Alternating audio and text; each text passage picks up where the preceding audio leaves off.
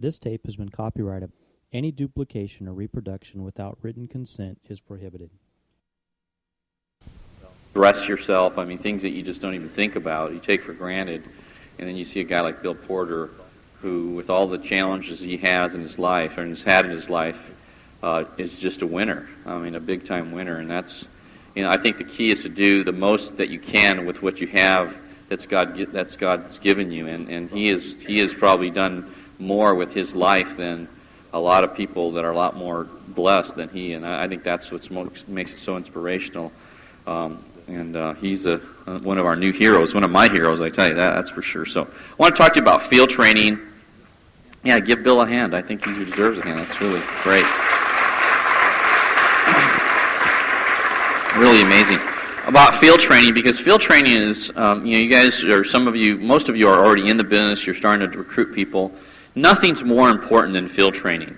All the things that you're gonna have happen great in your business are gonna come as a result of getting people trained. Because one of the issues with a lot of other businesses, especially direct selling businesses, they just go, here's a kit, go sick them, go talk to them, go get them, write business up, and no one really ever trains anybody.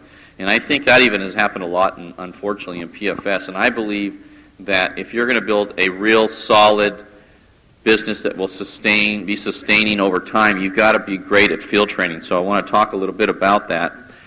Duplication, you're the master copy, you're the best. Right now in your business, you should be the best if you're not the best. If you're the RVP, for example, I'm sure you're the best, or even a regional leader in your base shop. So for you to leave training up to someone else is really a big mistake. You end up shooting yourself in the foot by doing that. One of the things I've heard a lot is, when can I get out of the field? Or people are looking forward to getting out of the field. I think that's really a short-sighted approach to the business. I think you should be thinking about how, instead of when can I get out, how many people can I train so that when I do get out, I will have freedom forever and I'll never have to go back.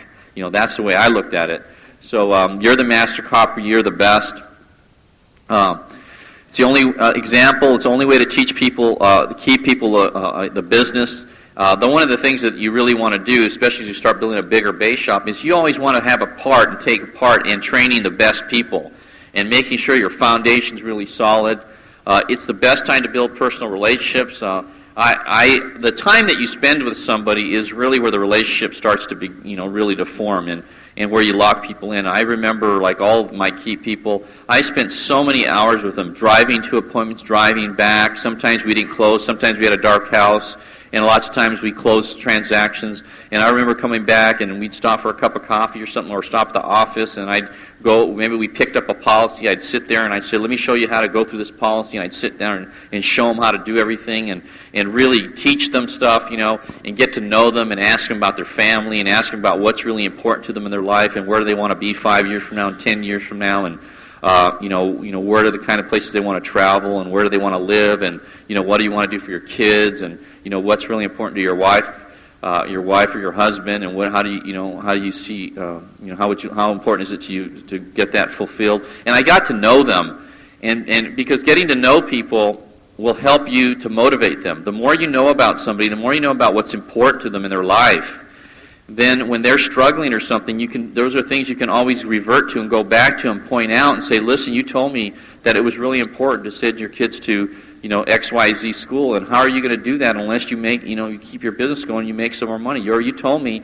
you wanted to live in this part of town and not where you're living right now. How are you ever going to get there unless you stay focused? And I would know about them, and I could motivate them and keep them focused on their goal by knowing about them. And field training is where you get to know people. You can't really get to know people at a meeting on a Saturday morning or a Tuesday night where you just see them for a few minutes and you just talk to them. You've got to spend time with people, and field training is where you do that.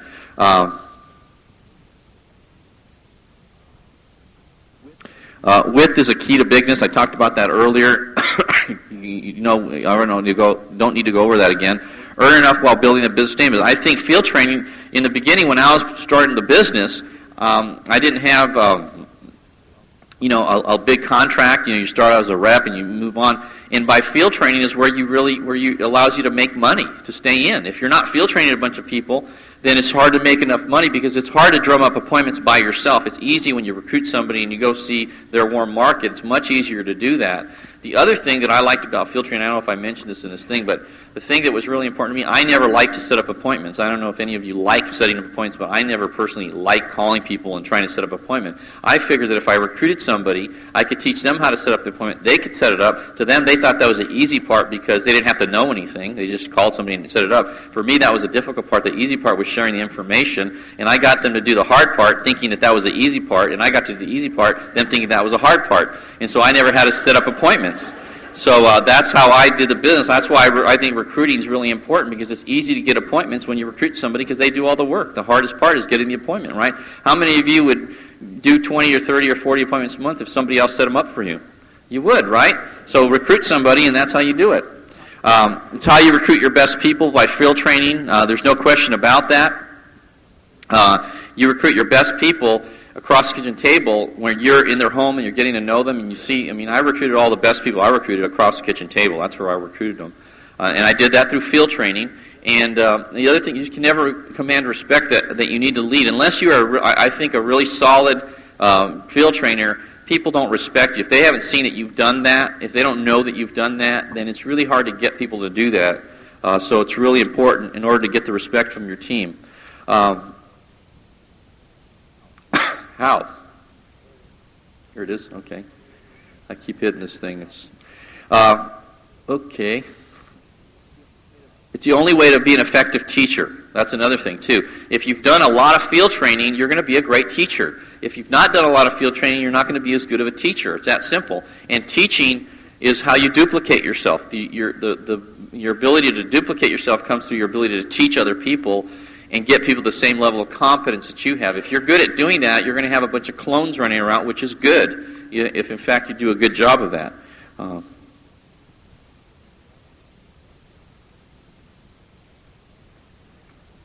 Okay. Focus on massive numbers of appointments. I talked about that early. You have to have a lot of appointments. In the early stages of your career, if you're newer in the business, nothing's more important than you just getting on a ton of appointments. People ask me, I'm just getting started, what should I do? You know what you should do? You should be on as many appointments as you possibly can get on, because you need to have an experience of all the different kinds of individuals you're going to run across.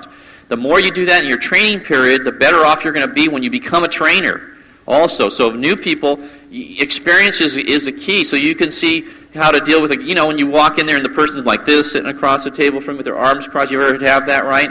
Knowing how to deal with that, and sometimes you run across people that are really open, and they're so glad to have you, and some people are indifferent, and you get you name it, you get it, right? So the more points you have, the more experiences, the more objections you have, the better off you're going to be when you start really training people. So just experience. The thing that helped me, before I got PFS, I was very fortunate because I was in the jewelry business, and I used to have people come in the store all day long, right? It was a typical day. I might sit, try to close 30, 40, 50 different people a day on a typical day. People would walk through in 8 hours or 10 hours that I worked there. And so I had a lot of experience dealing with a lot of different kinds of people. And in that business, we used to close about 10% of the people that walked in the store, which means if I had 50 people come in, I'd close 5 transactions, and I'd get rejected 45 times in a day. That was a very typical day. Most of you, if you get rejected 5 times in a month, you're ready to quit. That was I get 45 rejections a day in my business, and I never, the key is not to take it personal, knowing that the 5 is what pays your income and gets you to where you want to go, to focusing on that. So you need a lot of experience. Master setting appointments, I'll show you how to do that a little later, with your warm market, referrals, and having appointments your number one priority. I already talked about that earlier. You control new recruits' activities. So this is important. When you get a new person on board, the thing that drives me nuts, I just got after one of my guys in my base shop yesterday. He calls me up on the voice tel, leaves a message. He's really good about that, and he tells me, hey, listen, I got this guy. He's ready to go. He wants to do the business, and he's going to come to the meeting. He's going to come Saturday to the meeting. I'm going to get with him next Monday. We're going to get his paperwork filled out. And this is like on Monday, right? And I'm like going, what is wrong with you? If they say they're ready to go, you get over to the house that night, you sit down, you get their paperwork filled out, you get their list together, you make calls that night. You don't wait till next Saturday. By next Saturday, they could have talked to 10 different people. They could have talked them out of the business. What's wrong with you? If they're ready to go now, you go see them now. Don't you let 1 minute get past any water going under the bridge if you don't get started with that person. As soon as they say, yes, I'm ready, let's sit down, let's do the paperwork, let's get your list together, let's set up some points, let's get going. Your sense of urgency drives the business. If you let it go for a week, you don't want to bring a person to a Tuesday night meeting and then they say, yeah, I'm ready to go, and you say, well, okay, I'll see you Saturday. No, you see them that night. If you can fill out the paperwork, fill out that night, or the next day you get with them in the morning before work, right after work, at lunchtime, at 10 o'clock at night after you finish your appointments. But immediately get going and close the transaction, because recruiting is a sale. It's a transaction. You got to close. You got to get the checks. You got to get all the stuff. You can't let that go on. If somebody said, "Yeah, I'm ready to go ahead. I want to buy this insurance and this mutual fund." Okay, well, I'll tell you what. Why don't you come Saturday to the meeting and bring your checkbook and stuff, and we'll do it then. You wouldn't do that. You'd say, okay, go ahead. Here's the paperwork and start filling it out, right? It's the same thing with the recruit. Why would you put it off? It's nuts. I see people doing that all the time. It's just ridiculous. Can you tell I get a little frustrated by that? I mean, the one thing you're trying to do is recruit people. Somebody says yes, and then you put it off for 4 or 5 days. I mean, how dumb is that, Spell out what you'll be doing. When you recruit them, you tell them exactly what they're going to be doing. They're going to be, going on appointments. They're going to have to be there on Tuesday night. They're going to have to be there on Saturday. They're going to, spell out exactly what the whole thing's going to be. Put their list together. You sit down and put that list together. The most important thing you do right away, along with the paperwork, is get the list. So you have the names. See, the thing that I used to think, because the one thing I already know is that I know for sure this now is verified, 70% of the people you run across are risk averse. All right? So that means even the ones that they say, yeah, I want to do it, they're risk averse. You got to get the list, because 7 out of 10 of the people are going to bail on you relatively quickly in the business. They're just going to. It's nothing to do with you. It's nothing to do with the opportunity. It has something to do with the way that they perceive that there's risk here, okay? In terms of risking their ego and all kinds of things, okay? So you get the list, because if I sit down with Greg Gunn and I get his list together and he's risk averse and he wants to bail, he doesn't want to really make the calls or something, I've got 25 names. If he doesn't do it, I've got the names. I'm going to contact these people. I'm not going to wait. I spent a lot of time trying to recruit him. The least I'm going to get is 25 names, and people will go see if he decides he's not in. You with me? I don't want him to do that, but if he does, I don't want to waste my time. You with me? So I got that list, and then if he starts to bail and he doesn't want to do anything, I set up 4 or 5 appointments. I call him up. I say, hey, Greg, I just set up 5 appointments. I set an appointment with, Bill, Jim's, Mary, Sue, blah, blah, blah. I'm going to go see them this and this and that day. I think this is probably going to turn into $10,000. I don't know what it's going to be. If you're still afraid to get going, I'll make all the money. If you're ready to get going, come with me. Right? I mean, so that way I've got, see, you've got it. The fear of loss generally is more intense than the anticipation of gain for people. Okay, so I would make them feel like they're going to lose something if they don't get going with me. All right, so put the letters together, the letters that you're going to send out to this list. Make the calls. Tell them how they're going to make the calls. As a matter of fact, I didn't make the calls. What I did is I showed them what to say. I'd role play. I'd sit down with Greg and I'd say, Greg, okay, this is what I want you to say. When you set up the appointment, you call up Jerry and you say, hey, Jerry, this is Greg. How you doing? How's Sherry doing? Blah, blah, blah. Listen, the reason I'm calling, I'm starting a new business. I'm really excited about this company that I'm really, honestly, I'm even thinking about possibly making a career change. Is really an exciting company. Whether you're interested or not, it's really irrelevant right now. All I really want is your opinion. I want you to take a look at it. There may be some value for it. If you see some value for yourself, great. If not, don't worry about it. When can I come by and show you what I'm doing? I need to get trained. That's it. And then he calls him up, and then we go role play that a few times till I feel that he's doing it fairly well. And then I say, okay, give him a call. And I don't do it because if I can't get him to do it, then he's pretty much worthless. Okay, if he doesn't have the guts to make a phone call to his best buddy, then I might shoot him now. You put him out of his misery. If I can't get him to do that, it's a waste of time. So I want to make sure that he knows how to do that. I'm going to teach him, but I'm not going to do it. I'm going to have him do it. Because when I'm not there, I want him to be doing that. You see what I'm saying here? If I sit with him, I show him how to do it, and he gets comfortable with it, and we sit through it, then I can say, okay, maybe we call 5 or 6 or 7 people that night. I have a copy of the list. I can say, okay, now did you call Jim and Jack and Mary and blah, blah, blah? Well, no, we'll call them. You know what to say, you call them. He knows what they say. He knows, then I hold him accountable to that. See? Then I don't have to be there physically with everybody setting up every appointment. You with me? Okay? Calls, appointments, how to set them up, show them how to do that, and then closing. This is closing the transaction, and then recruiting. What we're going to do here is we're going to recruit these people, see? I said, Greg, the primary thing we're going to do here is, you told me you want to be financially independent, right? And you wanted to make big money, and you want to get free and all that. The way we're going to do that is through recruiting. We've got to build you a team. My number one priority with you is building an organization of 20 or 30 or 40 or 50 or 100 people that help you get to RVP so that you can start making $10 and $15 and $20,000 a month. So that's going to be the primary focus. Is we're building this business. We're going to build you a team to get to that point. I'm going to teach you how to do that. I'm going to get you to the point where you're so good at recruiting that you're going to build an awesome team, and you're going to have a business that just perpetuates itself, okay? So we're going to talk about recruiting. And then C number 1 starts all over again. Okay. The importance of field training to the recruit. And I talk about experience like I talked about earlier. I already explained that. You want to talk to the recruit why experience is so important to them. Okay?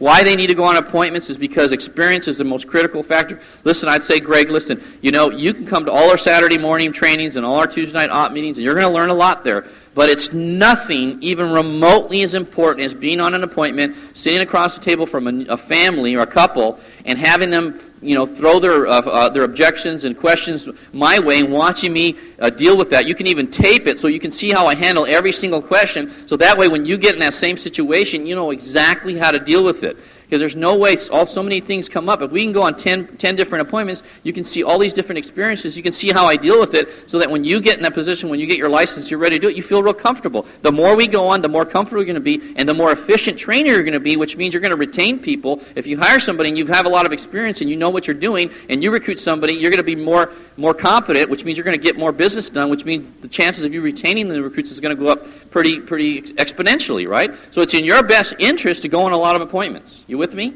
Right away. You see how I did that? I made it all about him and about how it's important to him and how he's going to benefit. I didn't say I'm going to make commission, I'm going to get my promotion, I'm going to make a bonus and all that. I didn't say any of that. I said how it's important to him because it's got to be important to them. And what I'm saying is true. It's the truth. Because I want him, I say, listen, the thing is, Greg, I want you to go on as many appointments as possible so that, the faster we do that, the faster you're independent and you don't need me. Because, see, I have other appointments going on and you have to work around my schedule. You don't want to work around my schedule. Let's go on as many as we can so that you can get to the point where you can say, Hector, get out of here, I don't need you. You're slowing me down, buddy. And you can go on yourself because you feel confident. But if you only go on 1 or 2 or 3, you're not going to get there. You're just not going to have enough experience to feel comfortable and confident. You need to go on more than that, okay? See, that's how I got people to go to do a lot of appointments. Converts theory to reality. That's another big deal. Field training. When you recruit somebody into the business, they're real excited about the opportunity. It looks great. We show them the videos. We show them the numbers and all these examples of successful people. Blah blah blah blah blah. It sounds great. They're excited about the money we save people and the F&A and everything. But until you go on an appointment and they see you take a person out of a cash value policy, put them in a term policy, they show you how you reduce their debt and save them $90,000 in interest over their next 10 or 20 years, and they show you, and you see how you get them invested in a mutual fund, and you sell them a P&C product, and you do all that stuff, and they see it all happen, they see the client giving you checks, that's when it becomes real to them. They go, oh my God, it works. People actually give you checks. People actually do business with you. And everything that was so exciting theoretically becomes real to them. And that's what locks them in the business. That's why it's so important.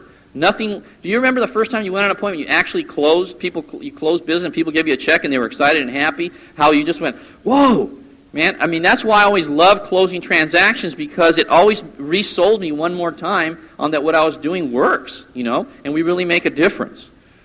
Recruiting to build their businesses. And talk about that's the whole idea, which I just mentioned. Promotions is we're going to come through recruiting and field training, which is more money. There's more long-term security through that as well. And freedom. Most important, there's freedom. Hey, listen, you want to get to the point where someday you can take time off. I was looking at our schedule this year, and it looks like we're going to, we probably vacation a week a month. Something like that.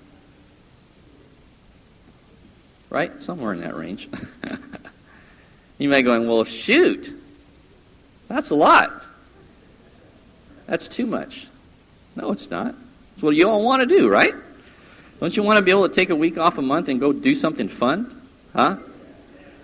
I mean, don't you want to... You can't have freedom without recruiting and field training people. That came from years of recruiting and field training people. You know, that's what you do. Respect, also, definitely respect. Recognition. You get the recognition, that's where it all comes from getting this all done, from, field training to recruit. And fulfillment. You get some of the most fulfilling things for me over my career are taking a guy like George Verdugo. When George Verdugo came into the business, those of you don't know him, but George is one of my directs. And I trained George. George started the business, he was about 22 years old, 22 or 23 years of age. He was driving a motorcycle, he didn't own a car, okay? And to the meetings and all that sort of thing. And I worked with him and taught him. He was terrible in the beginning, and he, just helped him become more professional and all that sort of thing. And he learned how to close. And George is probably going to make, I think George will make somewhere between $500,000 and $700,000 this year. Somewhere in that range. He was managing a health spa on a motorcycle. I mean, that's what he was doing, And to see somebody go from that, or Dennis Lang, who started as a mechanic, he came to his first meeting, he was 21 years old, he was a mechanic, he had his mechanic boots on and his blue uniform with his dentist name tag, and his hands were all greasy, and he was driving a Volkswagen, he lived with his parents, and, that time he would lots of times it was between having lunch or putting gas in his car, one of those kind of things, and he's done incredible. He made $100,000 his third year in the business, I think, and he's done fabulous. Last year he made $2-something, and this year he'll probably make $400,000. It's exciting watching that happen. It's really fulfilling. And your legacy comes through that. So here's the results. No, this is not the results. You know what BS stands for, right? It's the truth. The truth is, nobody cares about anything else. I mean, like right now, as much as... Anybody like the Chicago Bulls? Any Bulls fans in here, right? How about San Antonio Spurs? More? Okay. You're all happy with them right now because they're still in it, right? But if they don't get results in the next series, you're not going to be happy, right? Because, see, Americans, all they care about is results. They don't care about anything. If we go to war with another country, we don't care about how pretty our ships and weapons are. We only care that we win, right? And that's the way the world is. It's not a bad thing. It's the way it is. Once you realize that's the way it is, then you need to focus on getting results in a moral, ethical way, right? But you've got to make sure that you don't forget that results are the bottom line, and everything else is BS, okay? It's just excuses, and everybody's got one, right? You must be unrelenting on this issue. It's the only way to retain people. If you don't get results, if I hire you and we go on 10 appointments and I don't close anything, what's the chance of you staying in the business? Like none, right? But if I hire you and we go and you take me to see 10 people and we do business with 8 out of 10 and we recruit 3 or 4 people, what's the chance of you hanging in the business? Phenomenal. Okay, it increased dramatically. Do you care? What it took me to get to the point where I was able to get results? No. You only care that I did the work in the past to get to the point that when I took you out, I got results. Am I right or wrong? Right. Okay, so then that's the way you've got to look at it. You've got to be focused on getting results. It's the only way to have a real opportunity. If we don't get results, our opportunity is a sham.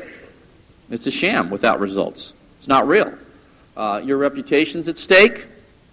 No one cares how hard you tried. It's really true. I talked about that last night. They only care that you got it done. And you're only as good as last month's results, period.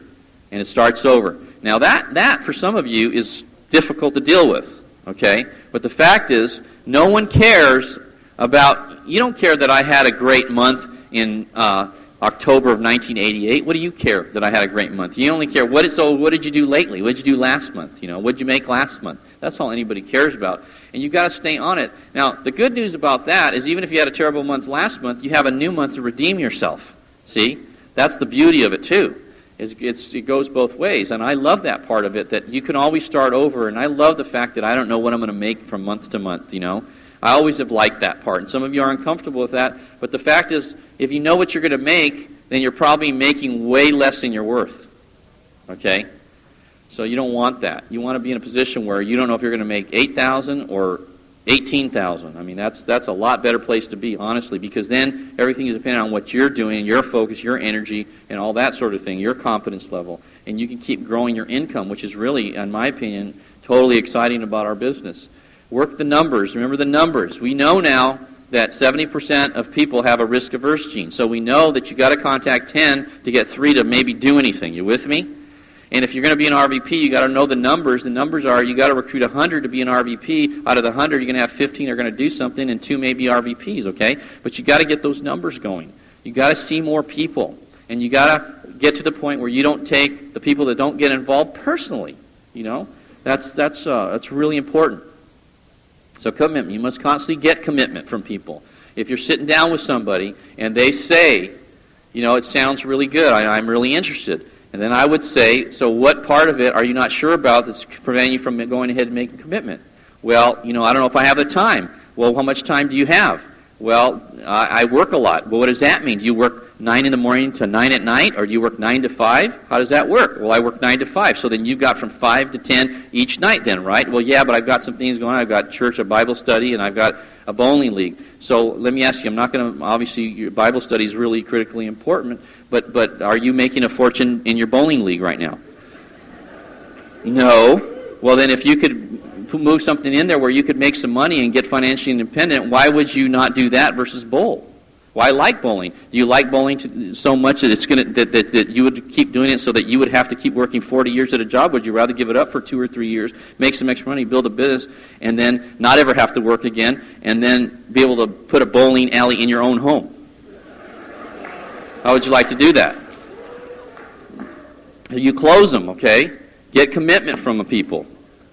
From a client, always getting commitments. If I could put together this program that does everything I said it's going to do, it's going to help you accomplish your goals and dreams, can you think of any rational reason why you wouldn't implement the solutions that I put together for you?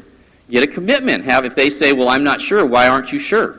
Well, I like to see it first. I understand that, but if you see it and it actually does everything I'm saying that it does, can you think of a reason why you wouldn't implement it? Well, I guess not. If it does everything, okay, great, that's all I'm asking. I'm not asking for a commitment unless it actually does what I tell you it's going to do. Is that fair enough? Yes, okay, so then we have an agreement, then you will go ahead at that point. Yes, do you see what I'm saying? I'm not going to let them off the hook. I'm going to get a commitment because I'm not coming back if I don't get one. Okay? I don't have time to be wasting with people that aren't serious about their life. If they're not serious about their life, I need to go to the next person. All right? It's a waste of time. I'm not going to do that.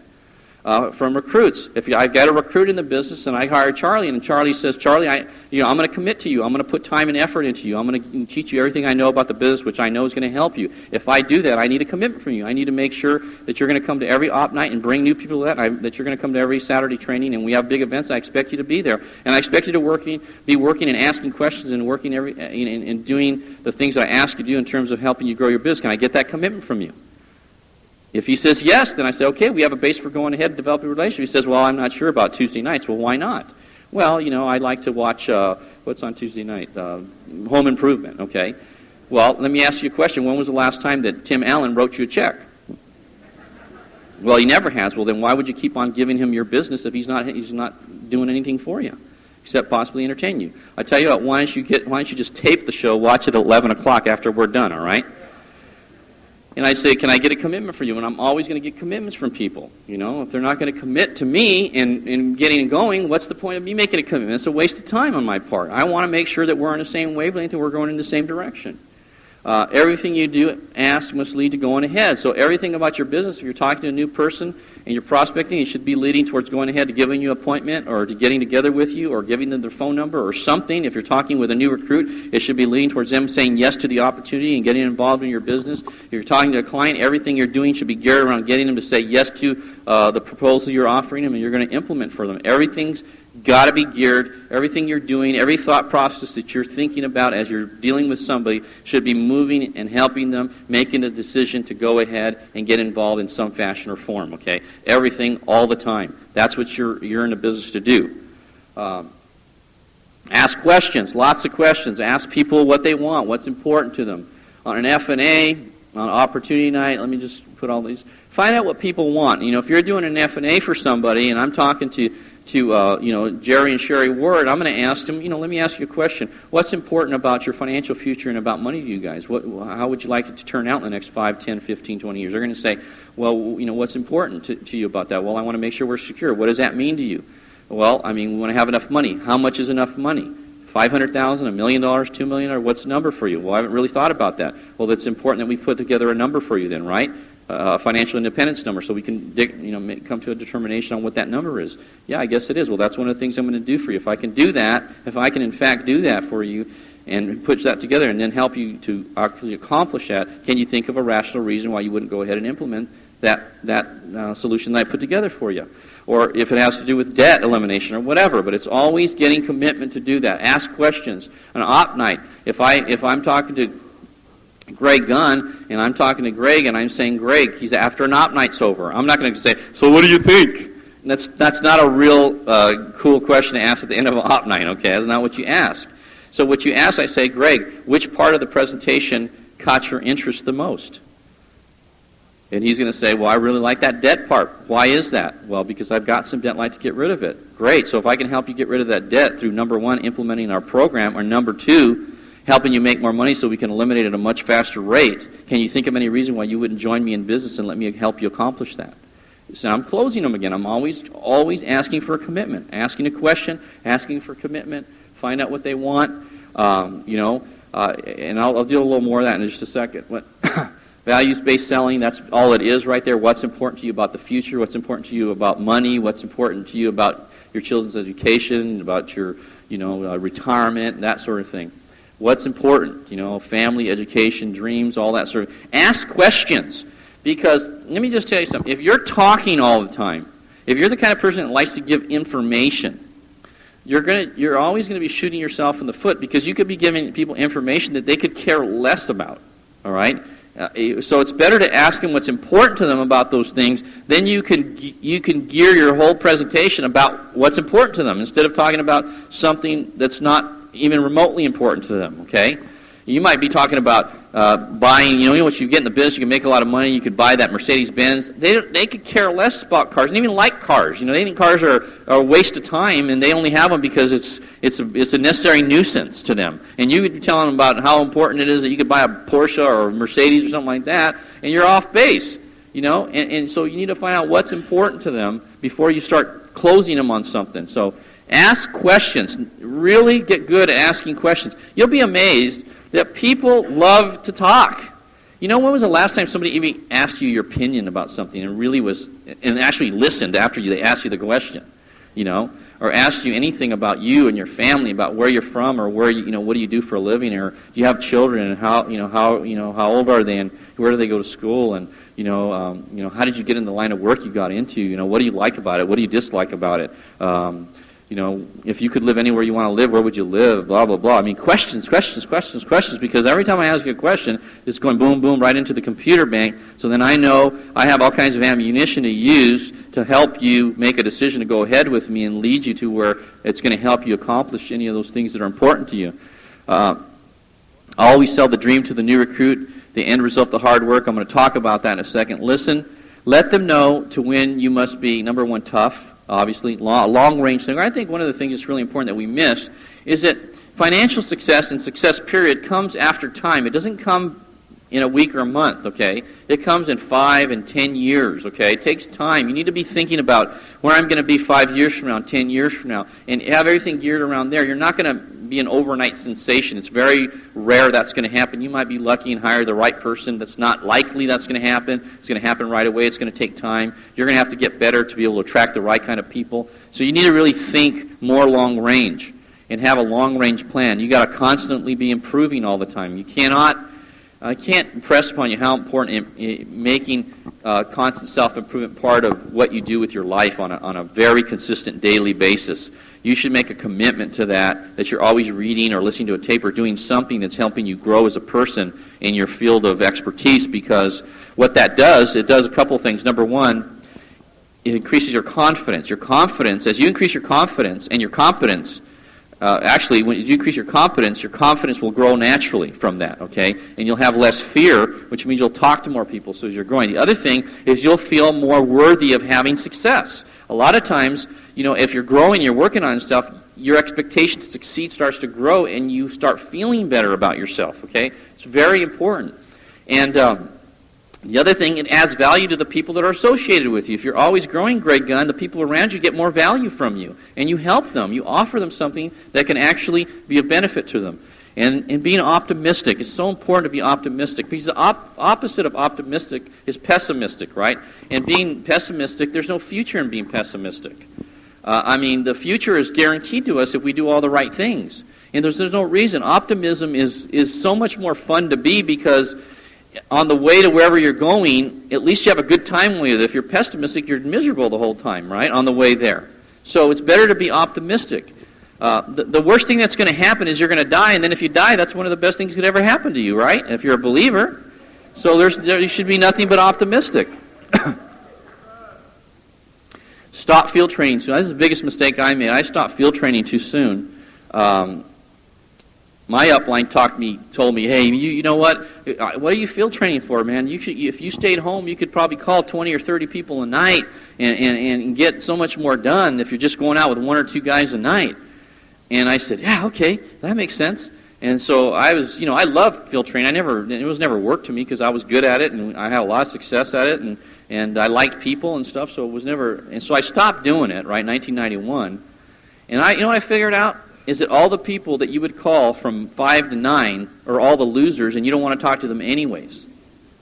Anybody you could talk to that you wanted to talk to, you'd want to call at 10 o'clock at night, because they would be coming in from appointments. So to stay home during the evening is dumb, all right?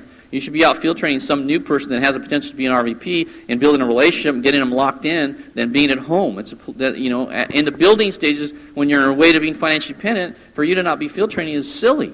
You should absolutely be doing that. That's what you should be doing.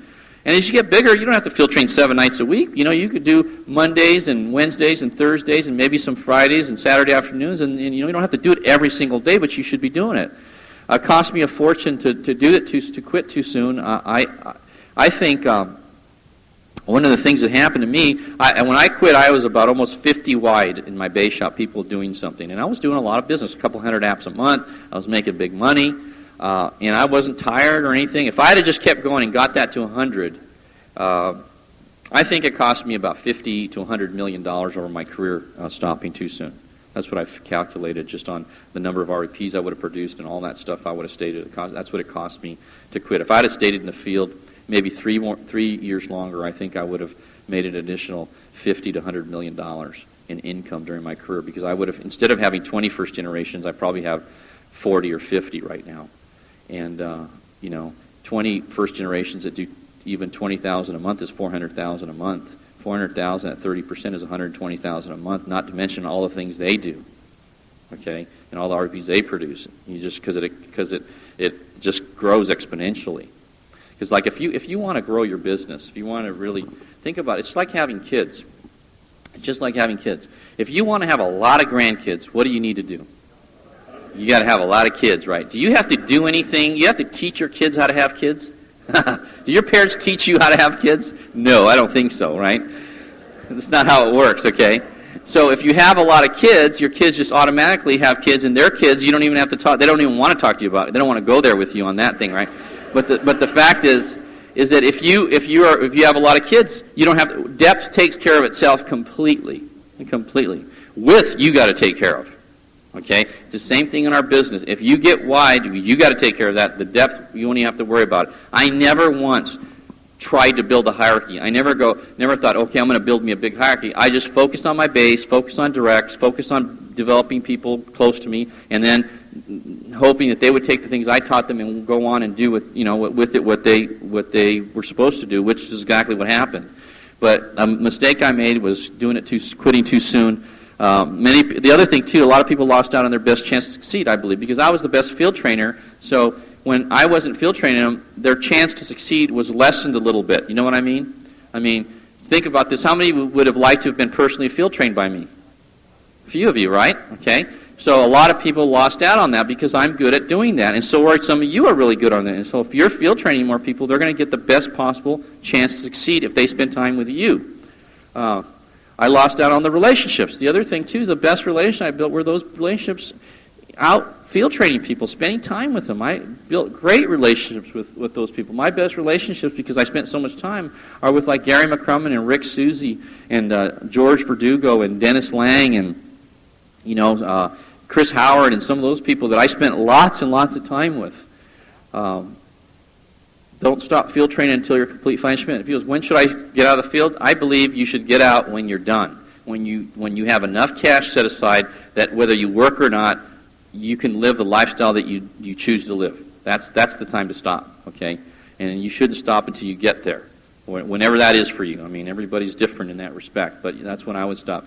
Don't live a life of regret. Do what you need to do, not what you feel like doing. That's a really big deal. It's a big issue because most people, unfortunately, do what they feel like doing, not what they need to do. And as a result, they never live the life that they're dreaming about living because they always make that decision. So I guarantee you'll be glad you did. That's what I did, and that's what made the difference for me. So how much more time do I've got? All day, huh?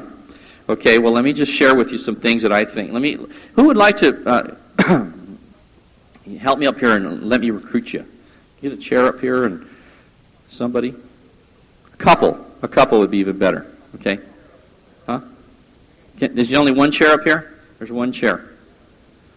Well, you don't have to sit. You can stand. I can get a couple up here. All right, Charlie and Diane. Wonderful. Okay.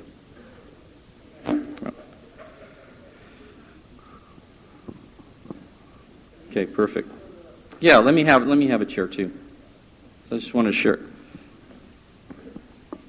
Anybody have a sample F&A that I could bum off you for a second?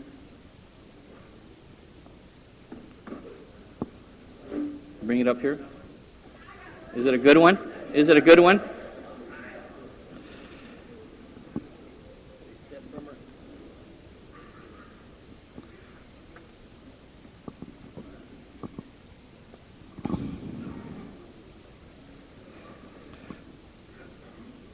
Okay, man.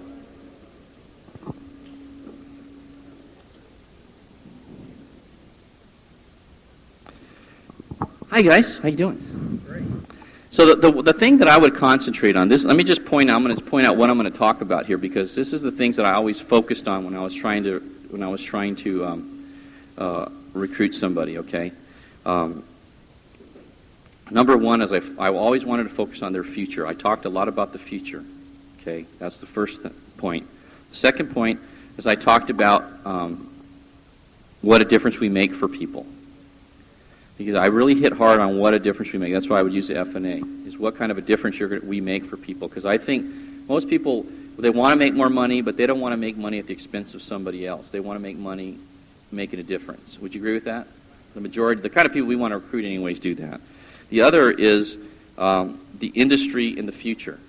I always made a point to talk about the industry in our future in this industry so they could get an idea that this is a great place to be. It's a perfect time, right place, right time. So the industry in the future was real important, industry future. And then I also talked about how people can't say no, and I'll show you how I do that. Because of the nature of what we do for people, if a person has semi-intelligent, they can't say no. And also being somebody. And is a big issue. I talk a lot about being somebody. That's kind of the close towards the end, and doing something great with your life. Because I think those are the key things that people really are important to people, and I know they're important to me.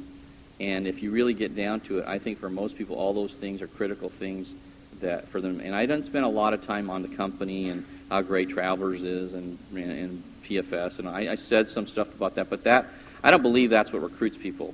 I don't think people are all that concerned with the company. How many of you did a tremendous amount of research before you went to work with the company you work with right now, on that company? 1, 2, 3. Not PFS. The job you had before PFS. How many of you really did a lot of research on the company you went to work for before PFS? 1, 2, 3. 3. 3 people. Nobody cares. You just want a job, right? That's all you want. So people don't do a lot of research. So why do you think they care about everything about PFS? They do. It's important to a certain extent, but it's not the most important thing, believe me. It's way down on the list. So those of you that spend all your time showing the credibility.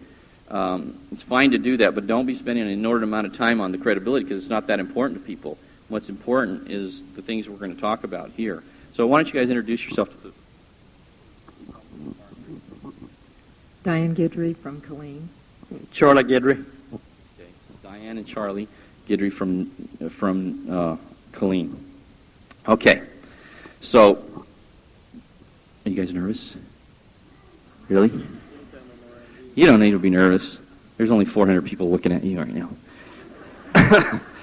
So the thing that I would do is let's say that we already went through a presentation and stuff, and I know Diane and Charlie are really sharp people.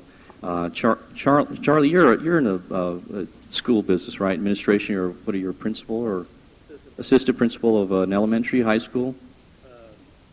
Ninth grade. So, and Diane, you're a counselor in elementary. So these are really sharp people. Okay, these are people who have tons of credibility. It's obvious, right? They're respected in their community. They're doing well, fairly well financially already coming into the business. These are like this is the kind of couple that I would follow up till they tell me to go away. I mean, literally. These are people that I would follow up with until the cows come home. There's just no way I would let up because I know that this couple, Diane and Charlie, if they decide to go ahead, they're going to be successful. It's not like I hope they will. They will. All I have to do is get them to make the decision to go ahead. That's all I've got to do. And so that's the way you play golf, right? Well, good. So do I. I love to play golf. What, you have a handicap? What do you play to? My putter. Yeah? That's good. You're a putter. Have you heard of Dave Pells? Oh, Dave will help you with your putter. He helped me a lot. So you like to play golf? That's awesome. So have you played all the courses you want to play in your life? No? Is there a bunch of them still on the list? Like have you paid Pebble? Yes. Very good. How about Spyglass? No. How about Cypress Point? I'm playing Cypress next month, or in July. Isn't that great, man? Hey, how about PGA West? You ever play out there? No? Wow, there's a lot of things. So golf's big for you, right? So if you could get to the point where you could play golf anytime you wanted to, that would be something that you'd be worth investing some time in? Absolutely. Great. Super. And Diane, what do you like to do in your spare time? What's important to you? You like to water ski? Great. You have a boat? Fabulous. That's good. Do you do those tricks where you jump and twirl and all that stuff, or are you a pretty safe and sane water skier? Safe and sane. Well, that's great. So you like to water ski. And kids, how many kids do you have? Two kids. What are their ages? 16 and 21. Wow. So they're pretty grown up. The 21-year-old in college or out of college? In college? Yeah. Senior? Junior. Fabulous. And the 16-year-old must be going to be a junior, huh? Going to be a senior next year. She's a junior now, going to be a senior. That's fabulous. So you're going to be empty nesters pretty quick here, huh? You're looking forward to that, Diane? Yes, she says yes. That's great. So you'd like to have a lot of extra money probably to travel and do stuff, right? To be able to do that? That's great. That's fantastic. And so how long have you lived in Killeen? Born and raised. So you've been here forever then. How about you, Diane? Both? So you came here after moving a long time. Well, that's great. So now I know a lot of things about them, right? This is the kind of stuff I'd ask because they're married, they've got kids, they both have great careers, they're going to be empty nesters. She likes to water ski, he likes to golf. I mean, I'm asking lots of questions because I want to know what they like and what they're, and I ask it in a curious way because I really want to know because that's the stuff I need to know to help them go to where they want to go. So I'm going to ask lots of questions and get to know them a little bit. Well, let's assume that I did a presentation and I went through all this whole thing, and now, they know about PFS, they know how it works, and these are the things I would focus on. And we're sitting here. We've been visiting here for the last hour or so, and getting to know. I love your home, by the way. I just really enjoyed it. It's obvious you guys really have some taste, and you care about living in a little bit of style. That's really admirable, right? That must be you, Diane. He's pointing at you. Well, good for you. It's a beautiful home, and finding out that your kind of career path you've taken, the kind of success you've had. There's no question. This may seem a little off base and a little out there, but people like you are exactly the kind of people that would do unbelievable in our business. And I don't know if you've ever thought about making a career in the financial service business, being educators and counselors and whatnot. But has anybody ever approached you with that idea of getting into the financial service business? Let me ask you a question. Are you currently reaching all your financial goals with the current income that you guys are earning at this point? Even close? Not really, right? So if there was a possibility for you to substantially increase your current income, you would at least be open to exploring that, wouldn't you? Great, great. So you see what I'm doing here is I'm setting them up, right? So because, well, I am, and I'm asking them a question. Are you reaching your goals? They're saying no. If they say no to that, then they're saying yes to me. In my opinion, they already said yes. All I have to do is show them why this is the way for them to go. See, this is not a. I'm going to recruit this couple. Hey, there's no doubt in my mind whatsoever that I'm going to recruit them. Okay, because they can't get to where they want to go, where they're at currently, and they're the right kind of people for this. I'm going to show them why they're the right kind of people. And let me ask you. You're getting ready to be empty nesters, and your kids are gonna be on their own fairly soon and whatnot. And you guys want to do some stuff. You told me you like to travel, and you want to do some more traveling. You want to be able to do some things that you're currently not capable of doing because of either the children or because of financial restraints. And what do you see in your future? What do you want to see happen in the next 5, 10, 15 years or so? I mean, what kinds of things do you want to do, Diane? Have you guys talked about your dreams? You want to be financially independent? Yeah. What does that mean? I mean, how much does that? What kind of annual income do you need for you to feel like you're going to be financially independent? What would you like coming in comfortably? Dream a little bit. I want you to get out of the box and take off the restraints. What kind of number would you like to have coming in that would allow you to travel like the way you travel and do the things you want to travel? Would it be $100,000 a year, $200,000 a year? 100,000 would probably allow you to do that. And based on what you've been able to accumulate and save right now, that's not going to probably happen. Is that what you're saying to me?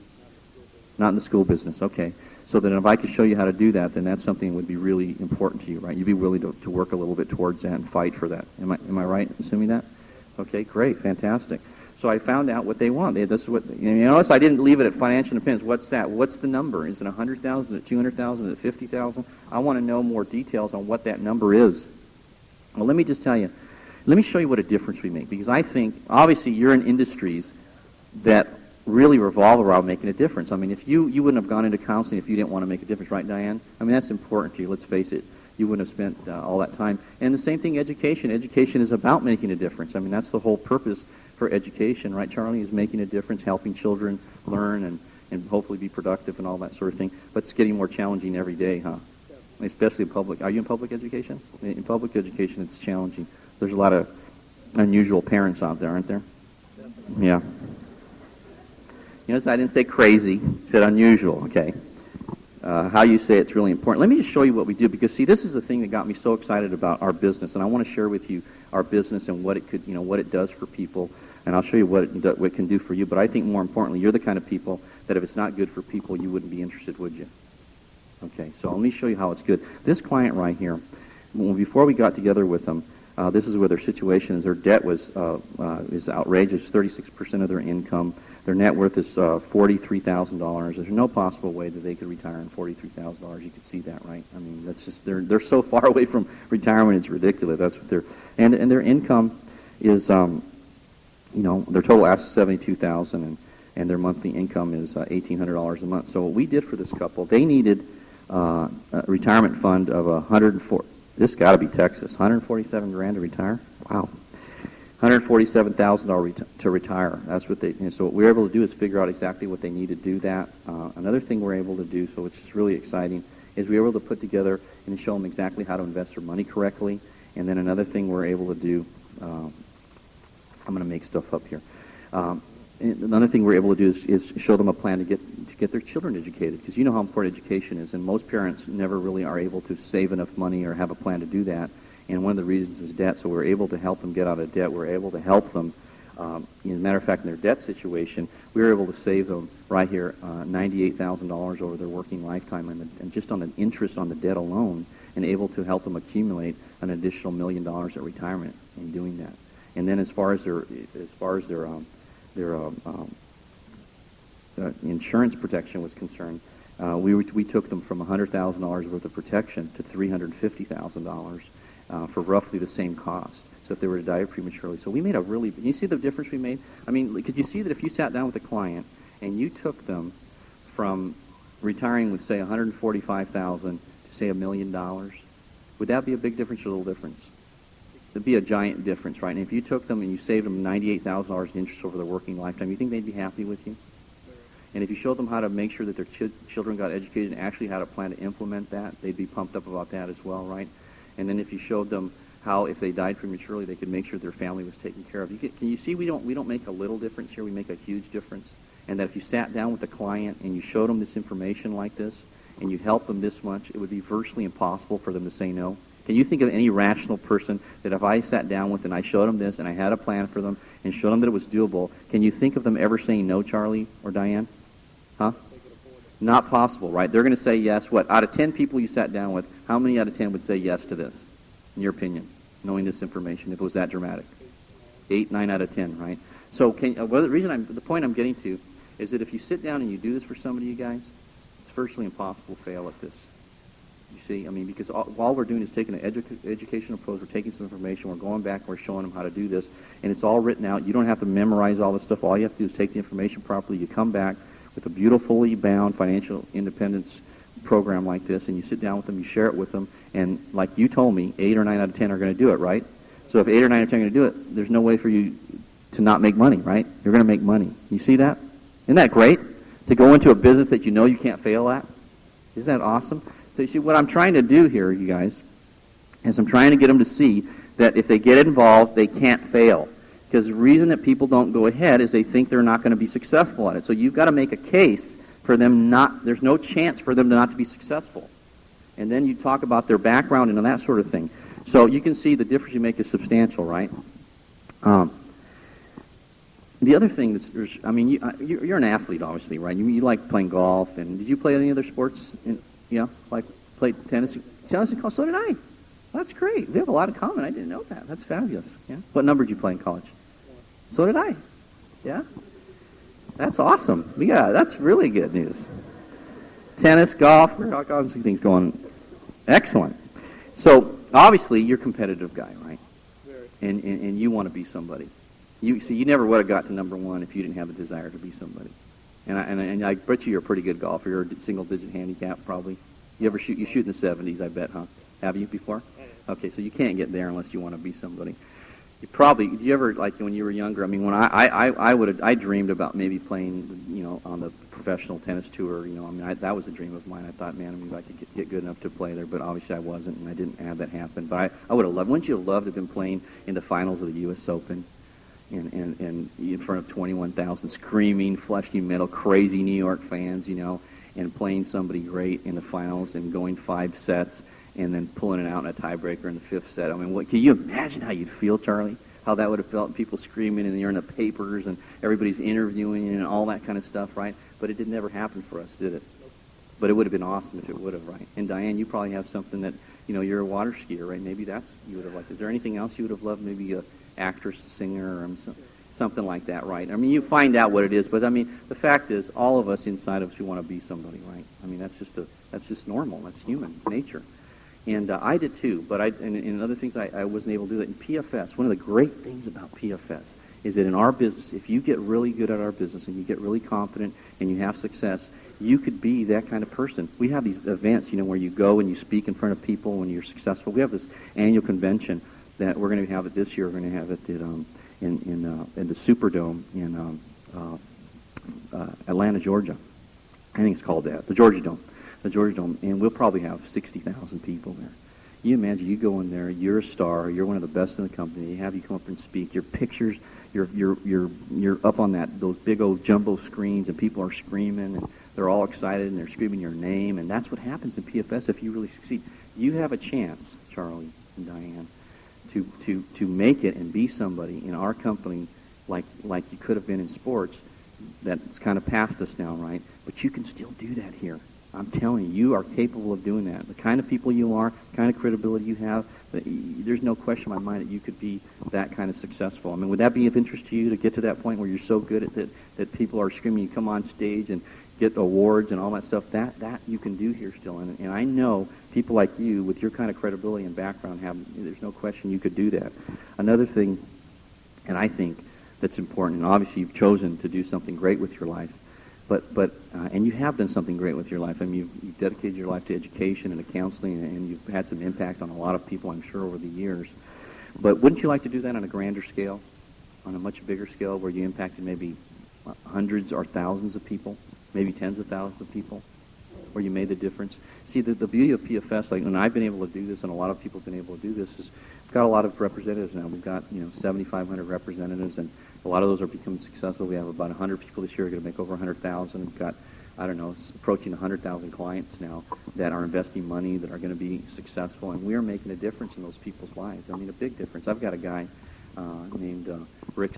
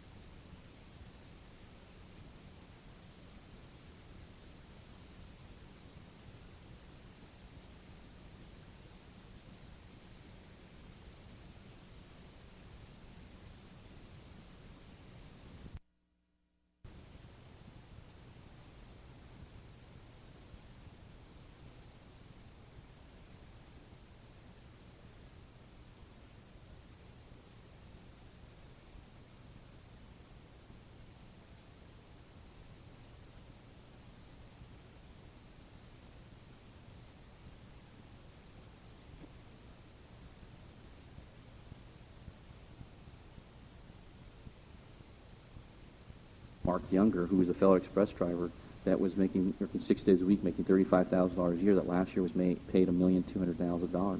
His whole life's changed, right? I mean,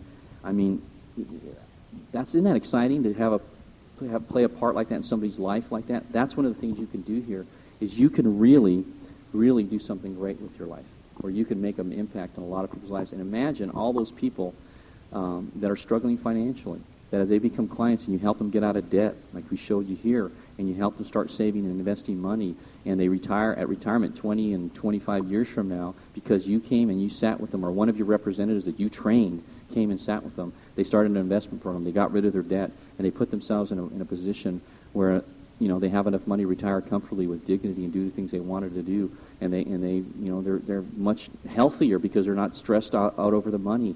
And you made that difference. You either directly or indirectly can make that kind of difference. Is that something that would entice you and be important to you? A great Christian impact is exactly right. It's huge impact, where it's so much far-reaching than you even know. I mean, you can impact people and affect people without even knowing it in our business. That's one of the awesome things. Does that sound like something that you guys would be interested in, making a difference like that? You think it's something we could do? No, I know it's something you can do. I don't think it's something. See, I wouldn't tell you this stuff, and I usually don't go into this long of a dissertation with somebody unless I thought you had the ability to do all that I talked about. It wouldn't be fair. It'd be wrong to tell you could do that if I didn't really believe you could do it. There's no doubt in my mind, Diane and Charlie, that if you got in our business with your background, with your credibility, with a number of people you know, that if you're the kind of people that if you call somebody up, I'm sure, that you wouldn't have to talk them into seeing you. Say, hey, listen, I've got something that I think is really valuable. I want to share it with you. It's really made an impact on my life. I guarantee you that 9 out of 10 people that you called would say, hey, yeah, Charlie, Diane, why don't you come on over? Am I right in assuming that? You have a lot of people that respect you, right? All those people are struggling in some way or fashion financially. Either they have too much debt, they're not saving in the right place, they're underinsured, they don't have a plan. Every one of them need it. Even the ones that appear like they have it all together, they don't. They don't. And you could be the difference in that. And I know, see, the key in our business, there's 4 characteristics of the really successful people. All of them have this, and I believe you have this. Number 1, you have a lot of credibility. You have that. And that's the one thing that's not teachable. You can't teach somebody to be credible. They either are or they aren't. You agree with that? All right, you are that. Number 2, they have great work ethic. You obviously have great work ethic, or you wouldn't have arrived where you've already arrived. Am I correct in assuming that as well? Number 3, good people skills. Obviously, you could never be a counselor if you didn't have good people skills, and I doubt that you would have risen where you're at without decent people skills as well. Am I right? And competitive. You already told me you're competitive. I know you've got to be competitive because people that excel are generally competitive. So you've got 4 of the characteristics that virtually guarantee success. So if you would come on board with me and you allow me to teach you, I can guarantee that you're going to have success if you obviously follow certain things that I'm going to teach you to do. Can you think of any reason why you wouldn't at least give it a shot and get on board with me and let me help you do that? Great. Congratulations. Welcome aboard. Welcome aboard. Can't wait to start working with you. Okay. Yeah, why don't let's go. You're going to throw me some objections. Okay, I mean, those are the kinds of things, and you obviously you're not going to do it exactly like me. You're going to do it like you do it and talk the way you talk. But you need to hit on those points because those are the points that are important to people, right? So you're going to throw some objections. What are some of the objections that would come up? It sounds like sales. Do you like sales? Not really. What don't you like about sales? I think it's kind of pushy. You don't. In other words, you don't want to be pushy. Right. But if you weren't pushy and it was good for the person, would you feel more comfortable with that? Yeah. So if I could show you how to do it in a non-pushy way, where it was educational and helpful, and you let the client make the decision based on that it was good for them, you would feel okay with that. Is that what you're telling me? Yeah. Okay, we can do that. No problem.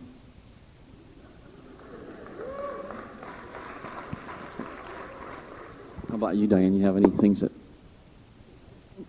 Time. A lot of times the time, I don't have time. Anybody here, I don't have time, I'm just too busy, right? They say, I just don't have time. Okay, so I would say, well, let me ask you a question. What are your hours that you currently work? Oh, about 8 to 5. So from 5 to 10, what do you do? Watch TV, playing a softball league. Playing a softball league, watch TV. Okay, so they're really, if you really, when somebody tells me they don't have time, Charlie and Diane, generally what they're saying to me is I don't believe there's going to be enough value or benefit for me to invest the time. Is that kind of how you're feeling right now? Yeah. Because if you knew you were going to make $3,000 or $4,000 or $5,000 a month on a part-time basis, could you find the time? Definitely. Oh, you could, huh? Okay. So really, it's just an issue of believing that you can do that. So if I can get you to the point where you believe that, and I'll show you. Obviously, you're going to have to you work with me a little bit and take me to see a few people, and I'll show you. But when I show you that, do you think you could fit it in your schedule and make time and squeeze some things out and to squeeze this in? Sure, you're going to go. I'll go with you. I'll show you how to do it. I'll do it for you, as a matter of fact. In the beginning, all I want you to do is sit there and smile and nod. I don't want you to say anything because you might screw it up, okay? I want you to just watch, okay? And that's all you got to do, and I'll show you. I'll prove to you that it works and that it makes sense. And once I prove it to you, then you can make the decision to make a more substantial commitment. In the beginning, I just want you to make a small commitment to just give it a go and stick your toe in it, okay? Is that fair enough? And then once you see how it works and then show you that it works, then you can, make a progressively bigger commitment. Does that work for you guys? Correct. Multi-level. Are you interested in multi-level? Yeah. You are? Oh, great. What do you like about multi-level? I like somebody else doing the work and me getting paid. Oh, well, we're going to love this then. It's going to be great. I'm going to teach you how to build a whole army of people that do the work, and you can override that production. Is that something that's attractive to you? Or would you like to have 1,000 or 7,000 people? Okay, well, then we're going to have to work really hard in the beginning then, okay? I need a big commitment from you to do that. You said, what don't you like about multi-level? It sounds kind of like gimmicky, like a pyramid. Okay, so that if it was multi-level but it wasn't gimmicking a pyramid, then and it made sense and you could accomplish all the things that we talked about, your goals and dreams, and it was respectable and professional, then you would probably feel more comfortable, right? Okay, so if I can show you that, then it in fact is all those things, then you would at least take a closer look and probably take an attempt at starting a business. Okay, great. Because you don't really care as long as it's professional and you feel good about it, right? That's the most important thing to you, isn't it? As long as it's honest and is moral and just and all that, and good for the people that you're serving, that's the most important thing, right? Okay, great. No problem. I can show you that. Then I would proceed to... Do I have to talk to my friends? Do you have to talk? No, you don't have to talk to your friends, but you don't like talking to your friends? Is there any other way to do it besides just going right Yeah, to my friends? sure, you can go see strangers, but the fact is, if your friends have a debt issue, if your friends are underinsured, if your friends are not saving enough money and aren't saving in the right place, and you could help them solve all those financial issues, why would you deny your friend over a stranger? I'm not clear on that. You're right. It doesn't make any sense, does it? See, those are the first people you want to see because you're going to be offering them a solution that's really going to... See, the main issue about your friends, I want you to feel comfortable with. If you take me to see a friend, Charlie and Diane, I want to just assure you that I will never, never embarrass you. I'll never use your friendship as a means to close a piece of business or transaction. Because if I ever did that with you and I embarrassed you in any way or made your friends uncomfortable or caused a rift between you and your friends, is there any chance you would proceed and continue to do business with me or be involved with me? None, huh? So it's not in my best interest to do that, is it? I would never do that. So I want you to feel comfortable to take me to your best friend, your mother, your brother. I'm going to be, do you feel like I conducted myself in a professional manner this evening? I'm going to conduct myself in exactly the same way with them that I have with you.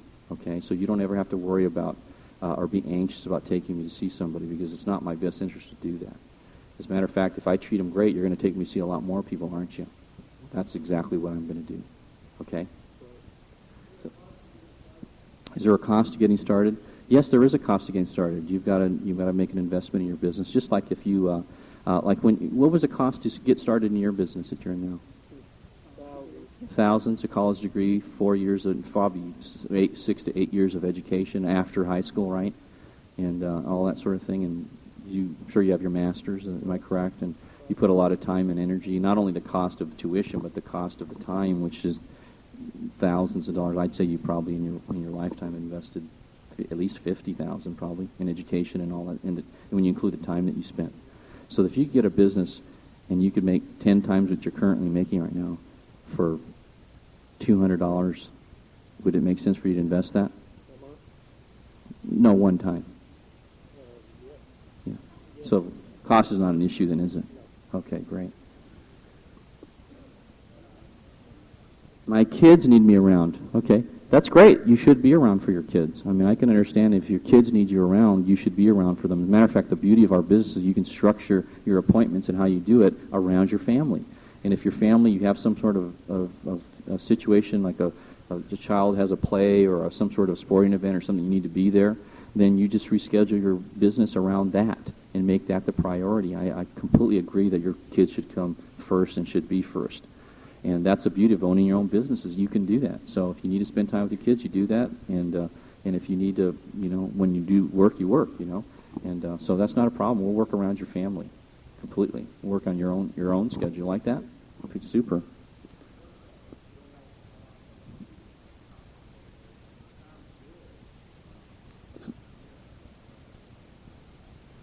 It sounds good. He says a person calls and they say, or you talk to them, they say, well, it sounds really good, but I just don't have the $200 to get involved right now. Is there any other way to do it? And yeah, there is another way to do it. One of the ways to do it is to get out in the field and go, you say, this is not my preference. The first thing I would say is I'd say, listen, Charlie, if your car broke down, you need your car to get to work and back? Okay, so if your car broke down and you needed $200 to get it repaired or you couldn't get to work, how would you find the money? How? Credit card. Okay, that's one way. You could do it that way then. You have a credit card, don't you?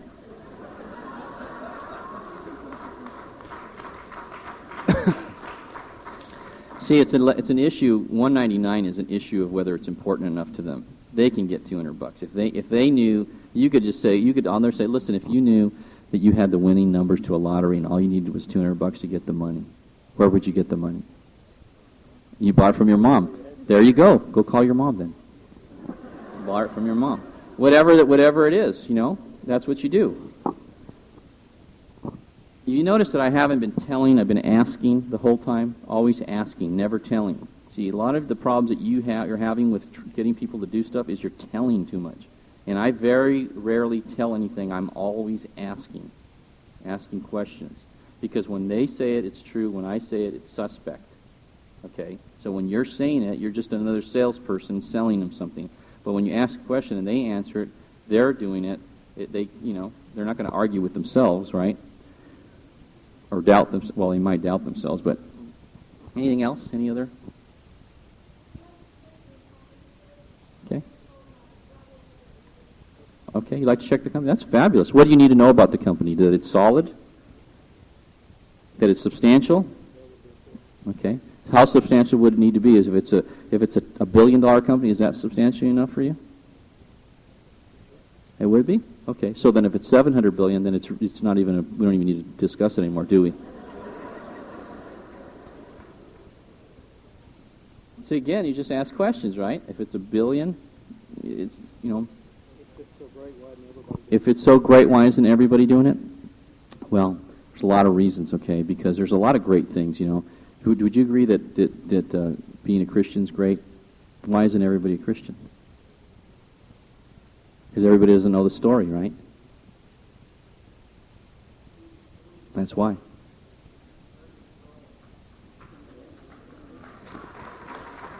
It's truth, right? Thanks for avoiding the wait. Yeah.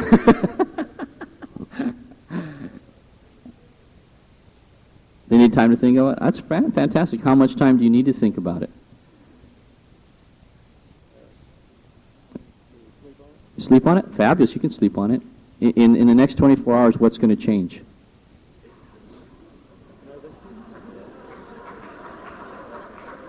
You still don't have a plan to accomplish your dreams, right?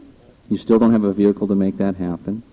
You still want all those things to happen, right?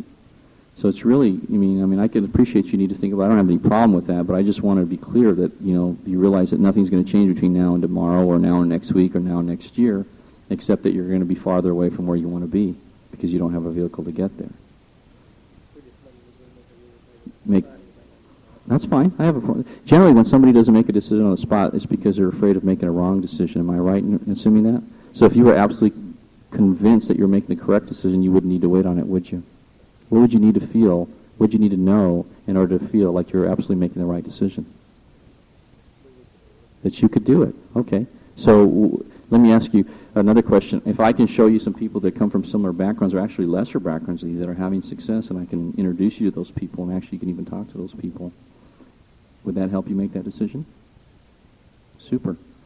All right, fantastic. Well, let me show you, and I'd bring out the book that shows the pictures of the people, or I'd get them in contact with somebody, Golden Eagle book, or I'd have them, let me have you talk to Jerry Ward, let me have you talk to Greg Gunn, or let me have you, what I'm saying? I would, whatever it took, and I'd follow up with that. I wouldn't push them on the time thing. I'd like to think about that's fine. I don't have a problem with that, but I want to get down to the nitty-gritty. What's the real reason? Time is never the reason. That's always bogus, okay? The real issue is something else. So you need to find out what it is. What is it? What would it have to be? What would it have to have? What would everything have to be like in order for you to say yes tonight? So they can tell me what the issue is, so I can find out what the real reason is they're not going ahead. Because it's never time. It's not true. It's always some fear, or I didn't answer a question, or they're not clear on something, or it's something that's not there, and I want to find out what it is so I can deal with it. See, so I can. Well, the business is like I showed you here. What you'll be doing is you'll be sitting down with families, and you'll be taking all their personal financial information and find out where they're at in the area of debt, in the area of their investing, the area of insurance and all that stuff. And then what you'll be doing is you'll be putting together a plan like this one right here that'll help them accomplish all their goals and dreams when it comes to their financial life. And you'll change your life in the process of doing that. Would you feel good about doing that? Great. And then you'll make money also in addition to that. That's what you'd be doing. And then what you'll be doing is you'll be helping people get involved in business and teaching them how to do the same thing. And then you'll work towards getting financially independent, which you told me was really important to you, isn't it?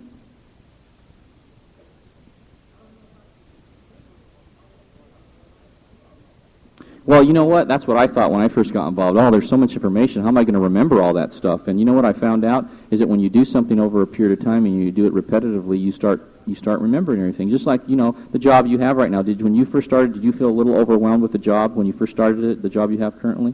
Like, how am I going to remember all this stuff? But what you did is you showed up to work every day, and every day you got a little more confident, a little more sure of yourself. You started knowing what to do. Stuff started to become second nature, and before you know it, now you go in there every day. You don't even think about it. You're on automatic pilot, right? Yeah? Well, that's how this is going to become. So the key is just getting started, right?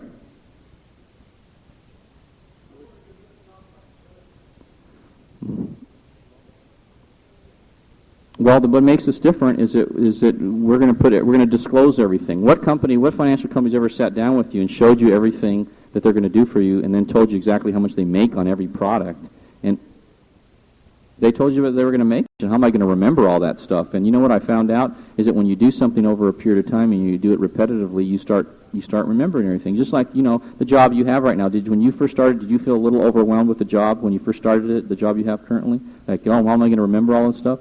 But what you did is you showed up to work every day, and every day you got a little more confident, a little more sure of yourself. You started knowing what to do. Stuff started to become second nature, and before you know it, now you go in there every day. You don't even think about it. You're on automatic pilot, right?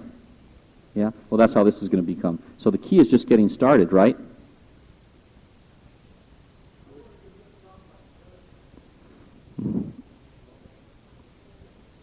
Well, what makes us different is that we're going to disclose everything. What financial company's ever sat down with you and showed you everything that they're going to do for you, and then told you exactly how much they make on every product? And they told you what they were going to make? No, they told you what you wanted to hear. Now, if I recruit you and I don't do the right thing by you, and I have you come in my business, how long is it going to take for you to find out whether I did the right thing or not? Huh? If I'm willing to open up my books and everything to you, does it make any sense for me to deceive you in any way, shape, or fashion? Absolutely not. It's be ludicrous, right? So you don't need to worry about that. It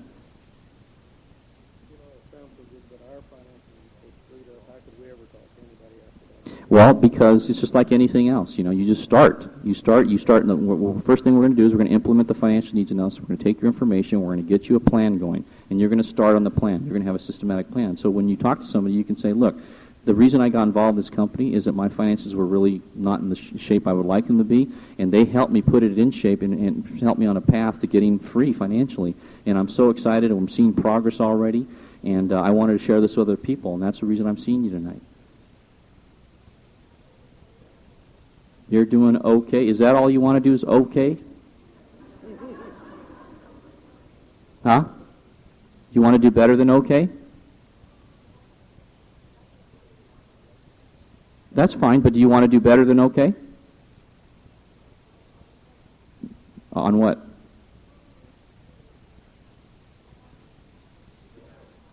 Mm-hmm. Yeah. Can you take off a month and never worry about it? So then would you like to do that? Be able to do that? It's going to take more money and more savings and that sort of thing, right? So then you're not doing as okay as you'd like to do. Is that what you're telling me?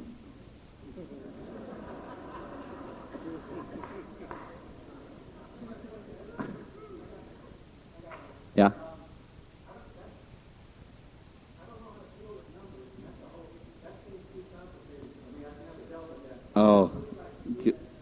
Oh man, you're a man after my own heart. That's exactly how I felt. My God, I am so bad with numbers.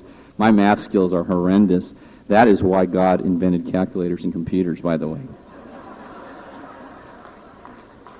Because you don't have to know anything. One of the beauties, you just have to be able to take information on this input sheet here and then put it have somebody input it in the computer, and it prints out all the numbers for you, so you don't have to even know the numbers anymore. Literally, you don't have to know the numbers. You just have to read numbers. Can you read numbers? Huh? Why don't you think you can talk to them about that? Because you don't feel confident right now about the information, right? But if I can get you to the point where you're confident about the information, which I can do that, I guarantee you that. Once you're confident and you know what you're talking about, then you would be more comfortable in talking about it, wouldn't you? Okay, so would you give yourself a chance to learn the material so that you could change your life? Would you do that? Okay, great. That's all I need you to do. If you try, we're going to get there. All right?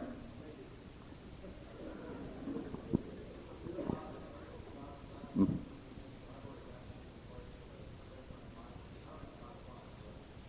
No, you don't have to buy the products. In our company, you mean? No, you don't. You don't have to buy the product. You don't have to do anything. But the fact is if you're doing all the things already and they're the same products, it's not a problem. But the fact is you're going to be training people and all that sort of thing. And if you are not a product, the product is going to be a little challenging for you. I just want to confess that to you. So I think once you get involved and you see, and if we can improve what you're currently doing, you'd want to make a change anyways, wouldn't you? If we can improve it. If we can't improve it, then obviously we're going to want you to stay with what you're currently doing because that's not in your best interest. But if we can, in fact, improve what you're currently doing, then at that point you would make a change. Is that correct?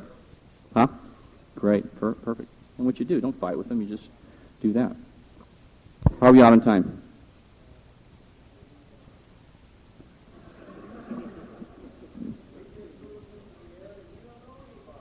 You don't know anybody, you just moved in the area? Well, good luck.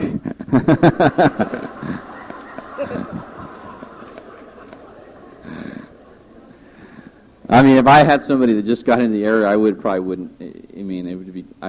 work hard to recruit that person because it'd be too much work, unless they had a large circle of influence in their employment or something like that.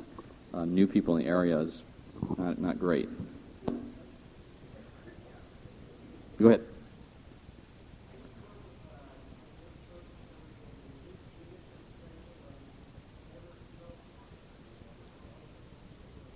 You could never develop clients?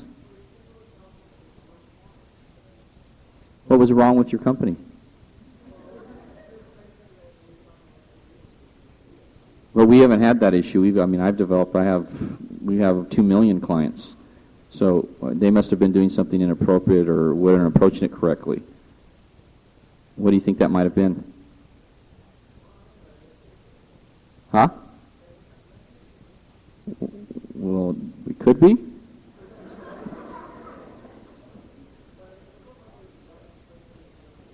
It obviously wasn't, or else they would have had success. So why don't we compare the two, okay? Why don't you show me what you were doing, and let me show you what I am doing, and then we'll see which one makes more sense. Is that fair? Okay, great.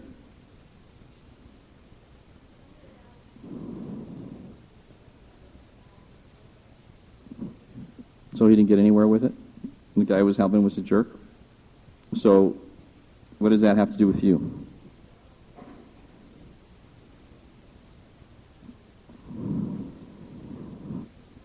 Well, maybe not. I mean, the fact is, if you had a guy that was a jerk and wasn't doing well, doing a good job of getting his people to be successful, what would you do with that person?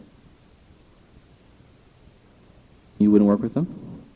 Great. But if you found somebody in the same company that was getting results and that was doing all the right things and was helping people to be successful, you'd be more apt and more willing to work with somebody like that, wouldn't you? So if I can show you that I am that person, and that we're having the success here, and people are having the kind of results that you'd like to have, would you be open to exploring it further? Okay, great. Mm-hmm.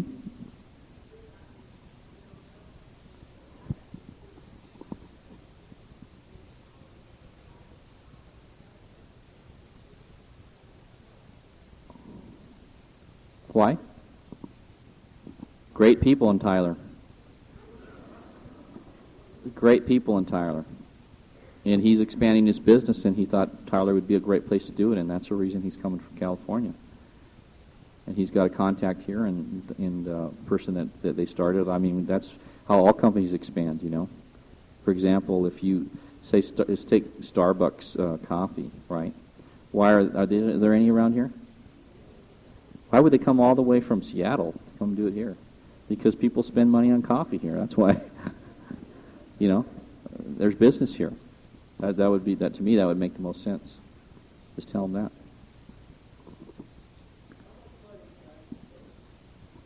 How much would you like to make? Okay. So if I can show you how to make $100,000 a year, are you in? Well, what would you be willing to do? Whatever's reasonable. So if it's reasonable, I can show you a reasonable way to make $100,000 a year. Are you in? Okay, great. I'll show you how to do that.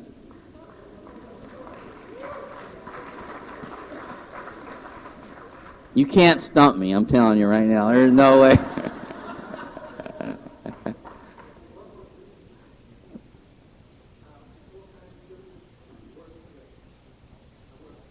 A full-time student? How old is this person? How old is this person? Yeah, I wouldn't recruit that person. That's wrong market.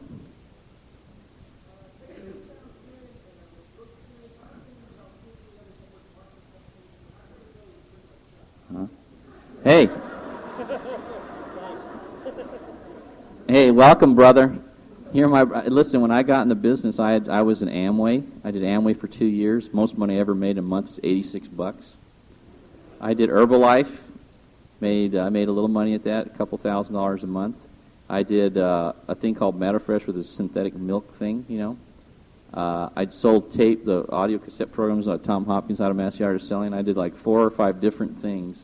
So when I came here, my wife, I had no credibility with my wife, let alone my friends. But you know what? What's so exciting is that the company makes so much sense, and what they do is so incredible, and that you can actually make money at this. Matter of fact, statistically, let me give you some statistics that I think would be exciting to you. One is that the Direct Selling Marketers Organization, they just recently met, and John Addison was telling me that of all the direct marketing companies, like the top 3 are XL, right, the phone company. The average XL representative earns $200 a year. The average Amway representative earns $1,000 a year. The average PFS representative earns $9,000 a year. Of all of the direct marketing companies, there's 8 million people involved in some sort of direct marketing like this in the country. And there's literally thousands of companies that are doing direct marketing. And there's only 4,000 people that make over $100,000 a year in direct marketing right now out of 8 million. And we have 1,000 of the 4,000. And our company makes up only 1% of all of direct marketing, except we have 25% of the people making over $100,000 a year. And we have, of the average representative, it's 5 to 10 times what the average other direct marketing companies earn. We have by far the best direct marketing business in the world. I mean, it's the best. Period. End of story. It's a fact. So they can say anything they want to say, but ours is the best. So, you know, that's I tell people that. That's the facts.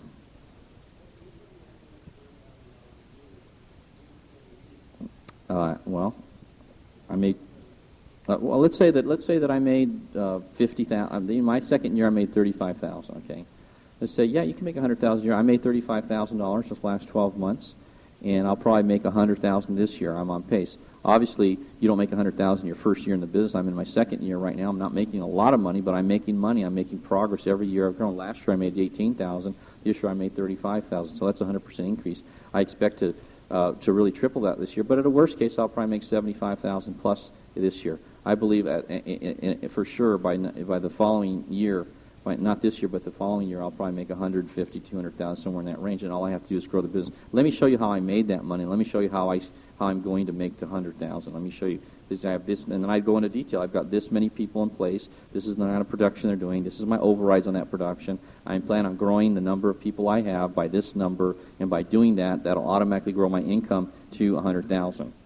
And you have a plan. You should have a plan of how you're going to do it, and show them, regardless of where you're at. To make, you should know what it takes to make 100,000, what you have to do, how many people, and how much production, and then just show them this is what I'm in the process. The reason I'm talking to you is because I think you'd be great, and I know that if I got you involved, you would help me make my 100,000, and I would help you make your 100,000 by helping you develop a business, and we'll do it together. Is that cool?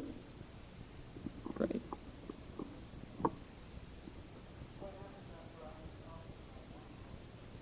Well, I mean, the truth is all of us have limited warm markets, but the way our business works, what's so great about our business, is that what's your name again? Joe. Joe, you have a warm market of about 20 people, right?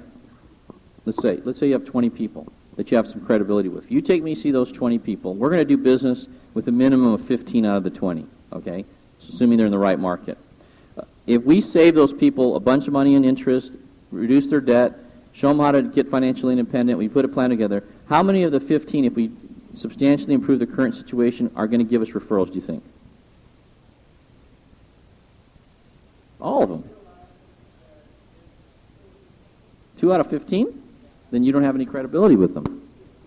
That's really the truth. I mean, if you're not getting referrals from everybody, either you're not doing a great job and you're not helping them, or you don't have any credibility with them. So if I'm sitting down, we're going to do. If I go in there and I've saved them a bunch of money on their insurance, and I show them how to get financially independent, and I reduce their debt, every one of them is going to give me referrals. And or the other issue is whoever's training you doesn't know how to get referrals. Okay, they're not doing a good job. So that's probably what the case is. And so you're going to get referrals. I'm going to get referrals out of 15 people. Now I might not get 10 referrals out of everybody, but I'll probably get 3 to 5 referrals out of everybody. Okay. So if you take me, I'm going to get 3 to 5. Let's say I get 3. 3 times 15 is 45, right? So when we go see those people, we're going to get a minimum probably 45 plus referrals. If we go see those 45 referrals, we're not going to do business with as many people as the first time because they're referrals. So let's say we do business with 50% of people see. Plus, we're going to recruit some of those people. We're going to recruit 20 to 25% of those people. So we recruit 20% of 15, that's 3. 3 people are going to probably have a warm market of 20 people. So that's 3 times 20, right, is 60 plus all the other people. So the issue of when you run out of your warm market, if you do the business correctly, you really offer a lot of value and you help those people, they're going to give you referrals. You're never going to have a problem with seeing people. So if you run out of your warm market, it doesn't even matter. What'll end up happening if you start recruiting, you get good at that, you'll have so many people to see you won't even have time to go see the referrals. That's what happened to me. I was too busy. I couldn't have time. I was field training too many people. I didn't have time to see them. So that's what's going to happen. Don't worry about that. That's the least of your worries.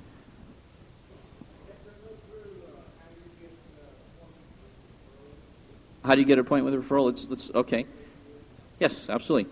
This is how I call a referral. If I get a referral from somebody, let's say Sherry Ward, I meet with them, they give me a referral, and it's for Charlie and Diane, okay? So I call up Charlie. Let's say I call Charlie, and I call Charlie up, and I say, hi, Charlie, this is Hector Lamarck. You don't know me, but I just recently sat down with good friends of yours, the Wards, Jerry and Sherry Ward. You know them, right? And I was able to help them pretty radically. We made a pretty substantial difference in their financial life. I showed them how to get out of debt, like 10 years sooner, and saved them about $50,000 in the area of interest on the debt that they currently had right now. And I showed them how to invest their money and get a substantially better rate of return. It looks like they're going to end up with maybe $500,000 more in retirement as a result of our association and getting together.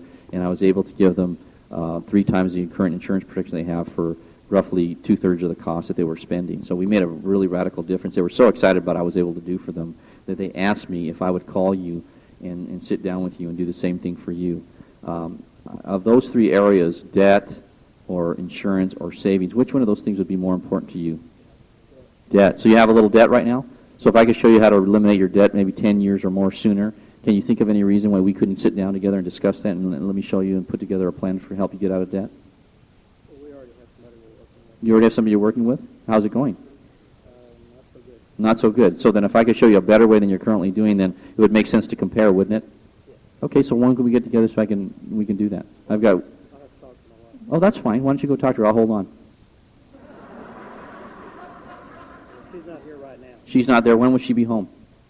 About 8:15. About 8:15. So will you talk to her right when she gets in, or will you let her take a little break? We usually talk to them together. Okay, so then I'll call you at 9 o'clock then, and I'm sure you won't have any problem getting her to agree to having me help you get out of debt sooner than you currently are, will you?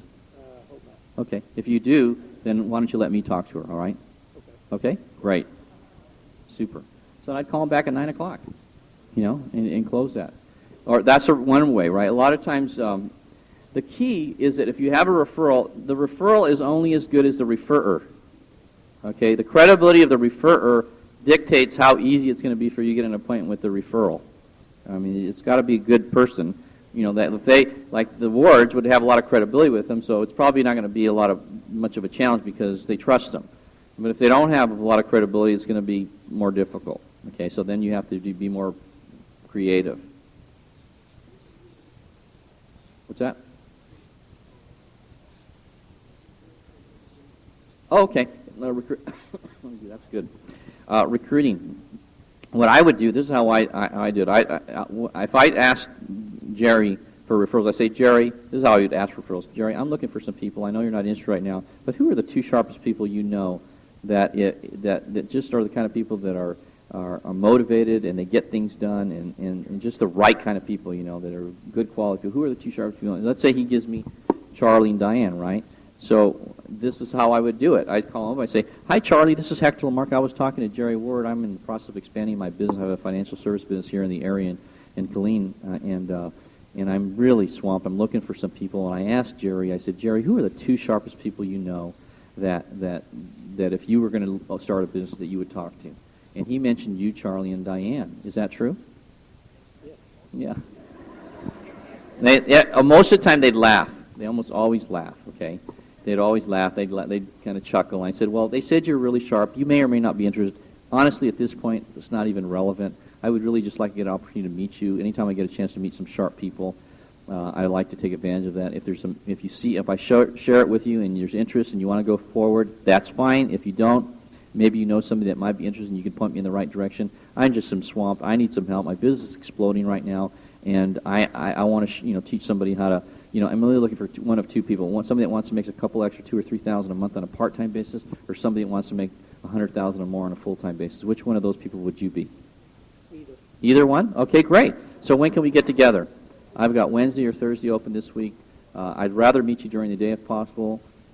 Is there any time during the day that we could get together? Over lunch Over lunch, that'd be great. Right? When do you take? You have a pretty flexible schedule. Can you take lunch whenever you'd like? Pretty much. 11. That's perfect. Okay, great. Well, why don't we meet at the XYZ restaurant? Blah blah blah, and I set that up. Right?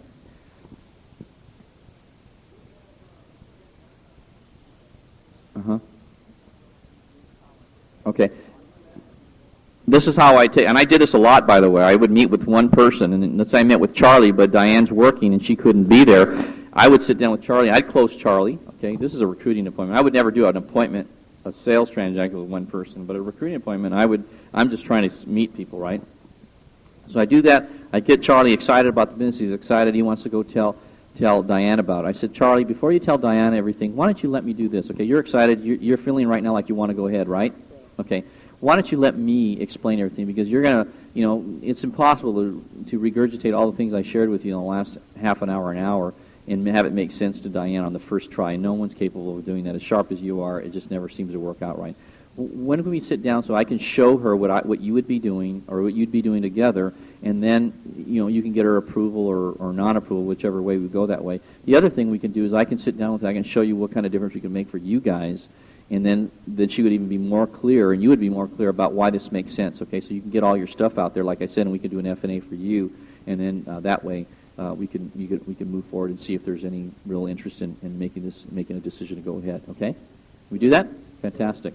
And I'd set an appointment like that, and I'd do an F&A for them. That's what I would do for both of them, and show Diane what we're doing and all that, and get her to like me and trust me and all that stuff. That's what I would do on that. Right here. What's that? What is the question? What's the old A.L. Williams Company? I know. What is the old A.L. Williams Company? You looked at it 10 years ago, and what? What did you like about A.L. Williams? Why? Oh, okay. So then, if it was a lot of other things besides insurance only, you'd probably have more interest at this point, wouldn't you? Great. You're going to love the new company. It's unbelievable. Yeah. Okay.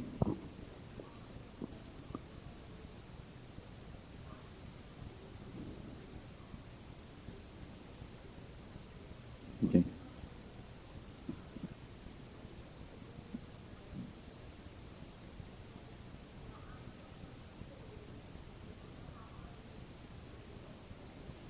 Right.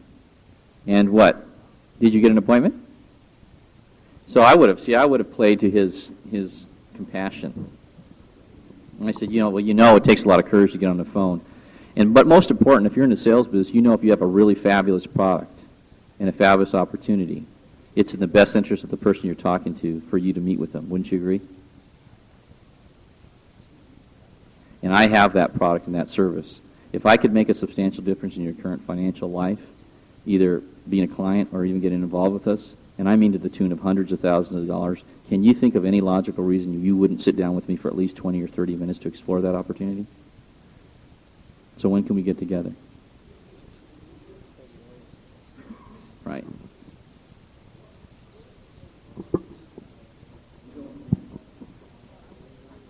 Mm-hmm. Yeah. Well, I wouldn't try to recruit anybody like that. I would, I would get their name and number.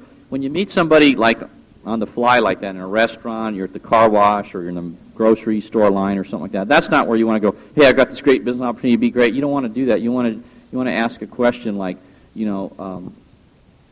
Charlie, do you live, maybe we introduced him. My name's Hector Lamar. He's Charlie. Charlie, do you live in the area? Yeah. How long have you lived here? 20 years. 20 years you live here. Wow, that's fantastic. And I forgot, what did you say you did? You're a waiter. You're a waiter. And do you foresee being a waiter forever, or is this something temporary? Hope not. So you'd be open to another opportunity if one presented itself, if the money was right? Right? So you're open to that? Well, great. I tell you what, I don't have a lot of time to explain. I'm in the process right now. I'm in the business of developing an organization, a financial service organization, and you may or may not be interested. It's not even important, but I like to share the information with you. I know that you're really amiable and you had really good people skills. I noticed that, and I like to share that information with you. I don't really have time, and it's really not appropriate. You're working right now, and you owe that courtesy to your employer to to do your job. So why don't you give me your name and number? I'll give you a call, and I'll see if there's a time convenient for both of us so we can get together and I can share something I think could be really, really exciting for you. Is that fair enough? Well, your home number would be better. I'd really rather not call you at work because, I don't want you to get in trouble at work. Boom, and I write that down, boom, boom, boom, something like that. Just be honest, or ask them, are you, if there's a potential for you, Charlie, to make an additional $2,000 or $3,000 a month, or possibly even make a career change, if the money are right, would you be open to that opportunity? Sure. Fantastic. Why don't you give your name or number? I don't have time to really go into it right now because you're working, and then I'd go into that. And see, if I would just ask that question, because if they say no, then don't go to the next person. Don't even bother with them. If you propose making $2,000 or $3,000 extra a month, or making a career change, or making $100,000 a year, and there's no interest, that is not a person you want to really spend a lot of time with, because you're cold already anyways. They don't know you. They don't trust you. They don't know anything. So there's got to be some interest there, okay? If there's interest, then you have a base for going ahead. If there's no interest, say, great, thank you very much, see you later. And don't take it personal. Just go. Go to the next person, okay? But you should do it everywhere you go. You'll be surprised. You contact 10 people, how many do you think you'll get a positive response from? 3. Yeah, maybe more. But plan on 3, because 70% are risk averse, okay? They are.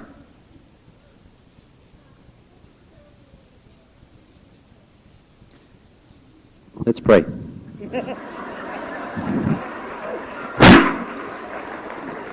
That's what I do.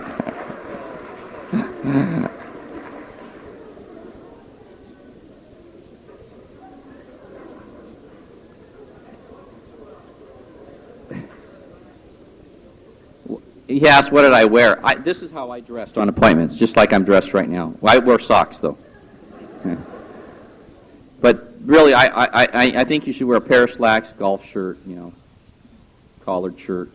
If it's wintertime, obviously maybe a long sleeve shirt, and maybe a sports coat or I never wore a tie.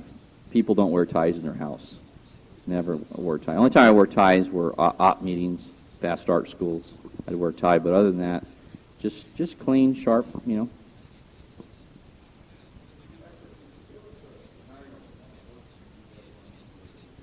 Worse what? Appointments?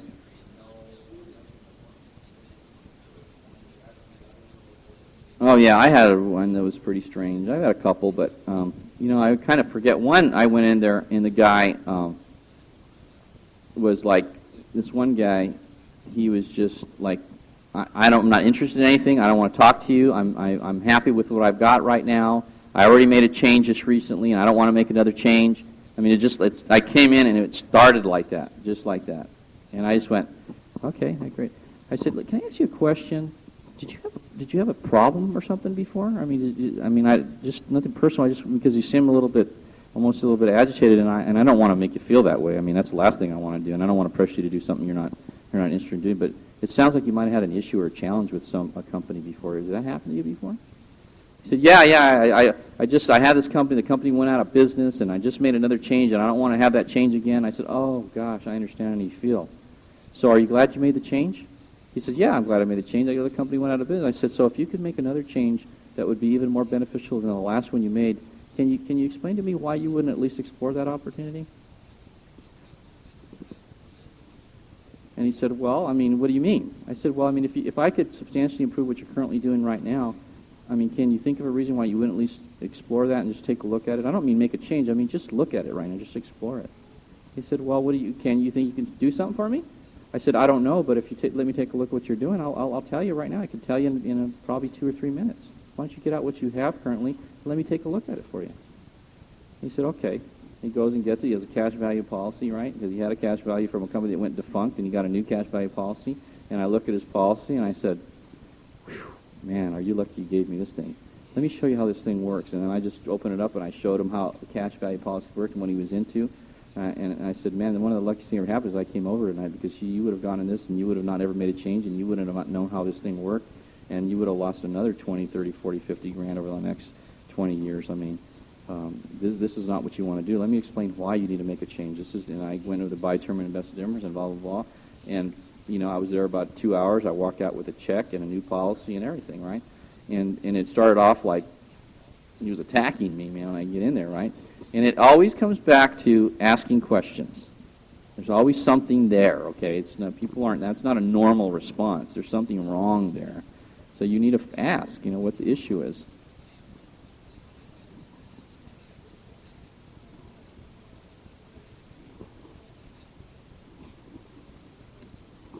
Right. I can totally appreciate that. So you're afraid of getting kind of taken advantage of again. And your husband wouldn't even... Okay. I tell you what are you currently doing right now? You have something that you're currently you're doing right now in terms of your saving and investment and insurance and all those things right now? Are you doing anything at all? Well, why don't we do this? Why don't you let me take a look at that before I even come over and waste any of your time? I don't want to waste any of your time, and I know your husband's a little averse to that.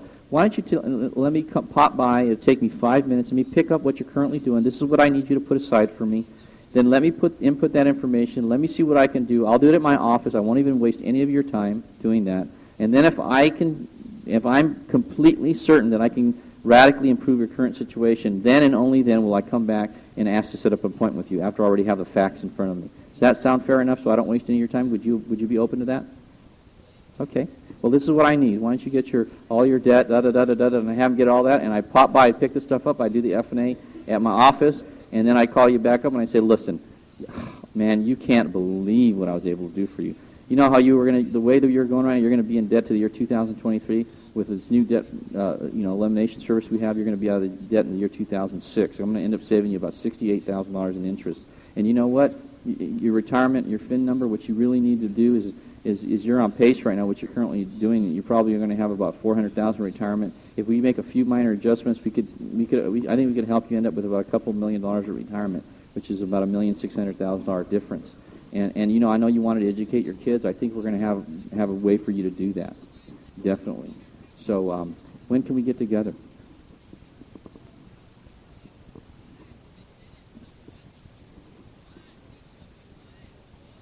Oh, really? So you think that's his hot button, that if we could show him how to get out of debt, you get out of debt? I have a plan. I guarantee you. I absolutely will help you get out of debt. No problem with that, for sure. Okay? So why don't you tell him that that's the thing we're going to focus on when we come over. I'm going to show you how to get out of debt, and we'll do all the other things as well, but we'll focus on the debt issue. Okay? And tell him that it's already planned. I've got all the numbers. We're going to cut right to the chase. I won't waste any of his time. And if I can't show you tremendous value within 15 or 20 minutes, I will leave your home. Okay? I give you my word on that. Is that fair enough? Let him know that, would you? Okay? I will not waste your time. I guarantee you that.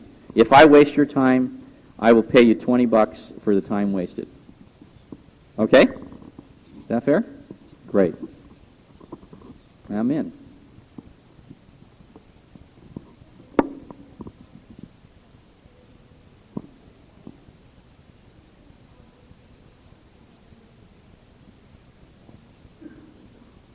I understand that. Do you like the fact that he works till 7 o'clock?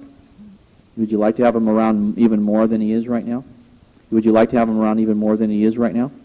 If I could show you how you could get there, you might have to sacrifice for a short time, a few months or whatever, and make some sacrifices, but would you be willing to sacrifice, say, 6 or 8 months so that you could have a lifetime of being together more often than you currently are?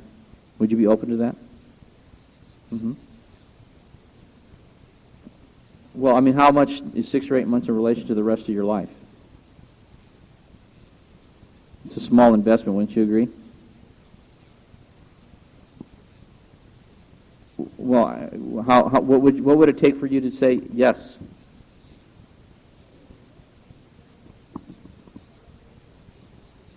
Well, currently, like right now, are you the way you're going right now, are you going to be able to send the kids to the college of their choice right now, financially? Oh, so then if you could increase your income substantially where you could be more comfortable, are you living in the home that you really want to raise your kids in? So you'd be open to that as well? If I could show you how you can make more income so you can live in a better house and maybe educate your kids, and are you able to contribute to your church to the extent you'd like to right now? Really? So I'm not really clear. If I can show you how you can substantially improve your income and improve your standard of living, you're telling me you wouldn't want to sacrifice just a short time in order to do that? You wouldn't be open to that? So really the issue is Yeah, real value, of course. I mean, there's anything worth value is going to take some time invested and some sacrifice, and I'm not going to sit here and tell you it's not going to do that. But I just want you to know, if I can show you and you can feel comfortable that the time you invest is going to be worthwhile, I mean, is there any reason why you wouldn't at least be open to that? What? Okay, great. All right, well, let's do that. Before you make a full commitment, let me show you everything. I'll answer all your questions, and then after we get done, if you don't feel comfortable, no problem, no pressure. But if it makes sense and you can see some real value, you can see that you could possibly accomplish the things you want to accomplish in your life, then maybe at that point you'd be more open to allowing Jerry to make a commitment to help change your life. Does that sound good? So when can we get together? I've got this Wednesday or Thursday open. Which one of those days would be more? Wednesday, great. He gets home at 7. Why don't I pop by around 8 o'clock? Okay? Right. Just sit down with her.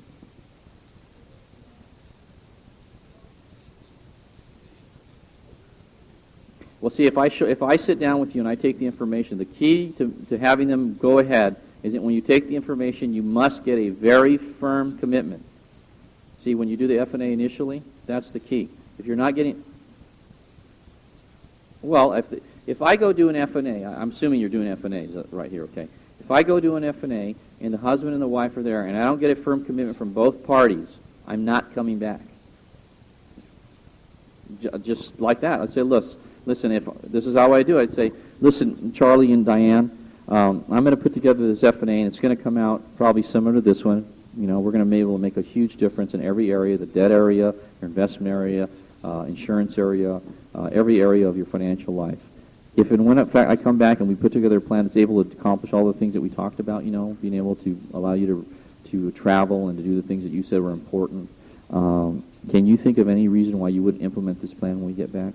Any of the solutions that I come up with? No? Okay, great. You feel comfortable with that? If they obviously have to be good for you, and you're going to have to feel comfortable with them. And you're going to make the decision. But if, in fact, it does what I say it's going to do, I'm assuming we're going to go ahead and do that. Can you think that night? Can you think of any reason not to? If it does what I tell you it's going to do, and I can show you, obviously in color in this case, it's going to do that. Okay? Especially in color. Fabulous. Okay. Now, and if he says, "Well, I'm not sure. I want to, I'm going to want to look at it. I'll tell you when I get here." I say, "I understand that. Not a problem. But let me tell you something, Charlie and Diane. I'm going to invest 4, 5, 6, maybe 8 hours in putting together a plan for you of my life. I'm going to invest in you.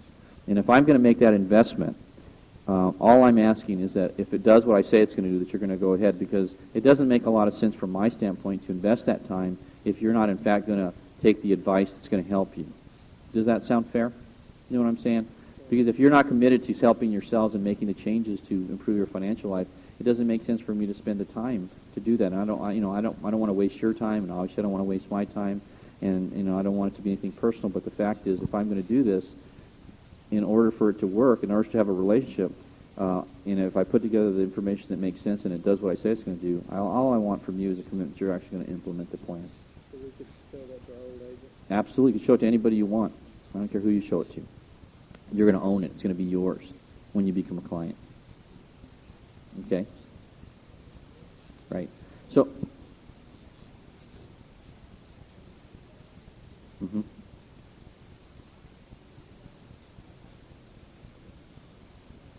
and why aren't they ready? Well, there's something wrong. There's something that's stopping them. Their fear. Fear is usually what it is. Some kind of fear. So then you need to start asking questions. Listen, the night we came over, you were real clear. You told me, and I'm just assuming you're a person of your word. You said that if I could put together a plan that does all the things I said to do, you told me you would do that, and now you've changed your mind. What is preventing you from going ahead when, in fact, you know clearly in color, in black and white, that it's going to do what I said it's going to do? What is the real reason that you're feeling uncomfortable about making the commitment to go ahead and change your financial life? Can you tell me? Because obviously I made a mistake somewhere and I did something that wasn't clear or something, and I don't want to do that. I feel badly right now that you're not going ahead. Could you tell me what it is so that I don't make that same mistake again?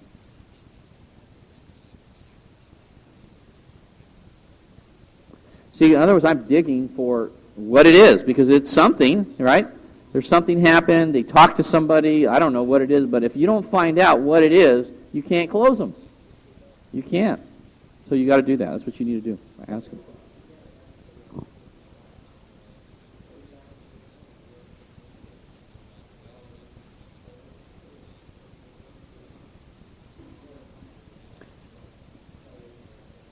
Oh, I have no problem with that whatsoever. But when I come back and you study it and it does everything I say it's going to do and it's clear and you feel confident it's going to do that, can I just, all I want at that point is a commitment that you're actually going to implement it. What would you? Sure, absolutely. So what I'll do is I'll come back and I'll share it with you, okay?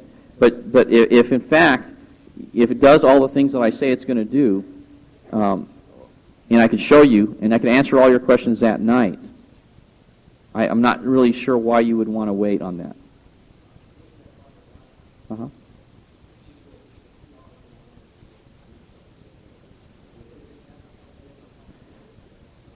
Well, I understand that. Even if it takes a couple days, I don't care if it takes a week. It doesn't really matter to me. The time's not an issue, and I'm going to give you the time. I want you to feel comfortable. I'm not going to pressure you. I'm not going to pressure you. But if it does everything that I say it's going to do, and it actually, you know, we can put you in the place you want to be financially in the time frame that you want to do it. All I want from you is a commitment after you've had time to analyze it that you're going to go ahead at that point. Can I? No. I'm not going to do that. But I'm going to share the information with you. And if you need a couple days, not a problem. Okay, I'll give you that. But if in fact it does all the things I say it's going to do, I just want your commitment. Because if I go and I go through all the rigmarole and invest the time in that, and then you just blow me off, there's no point in us doing that. If you have no real intent on moving ahead and improving your financial life, I don't want to waste your time, and I don't. Absolutely, your time's real valuable, and as is mine. And I don't want to waste mine, as I don't want to waste yours. Is that fair enough? Fabulous. Okay, great. And then you go back. We're done. Thanks, guys.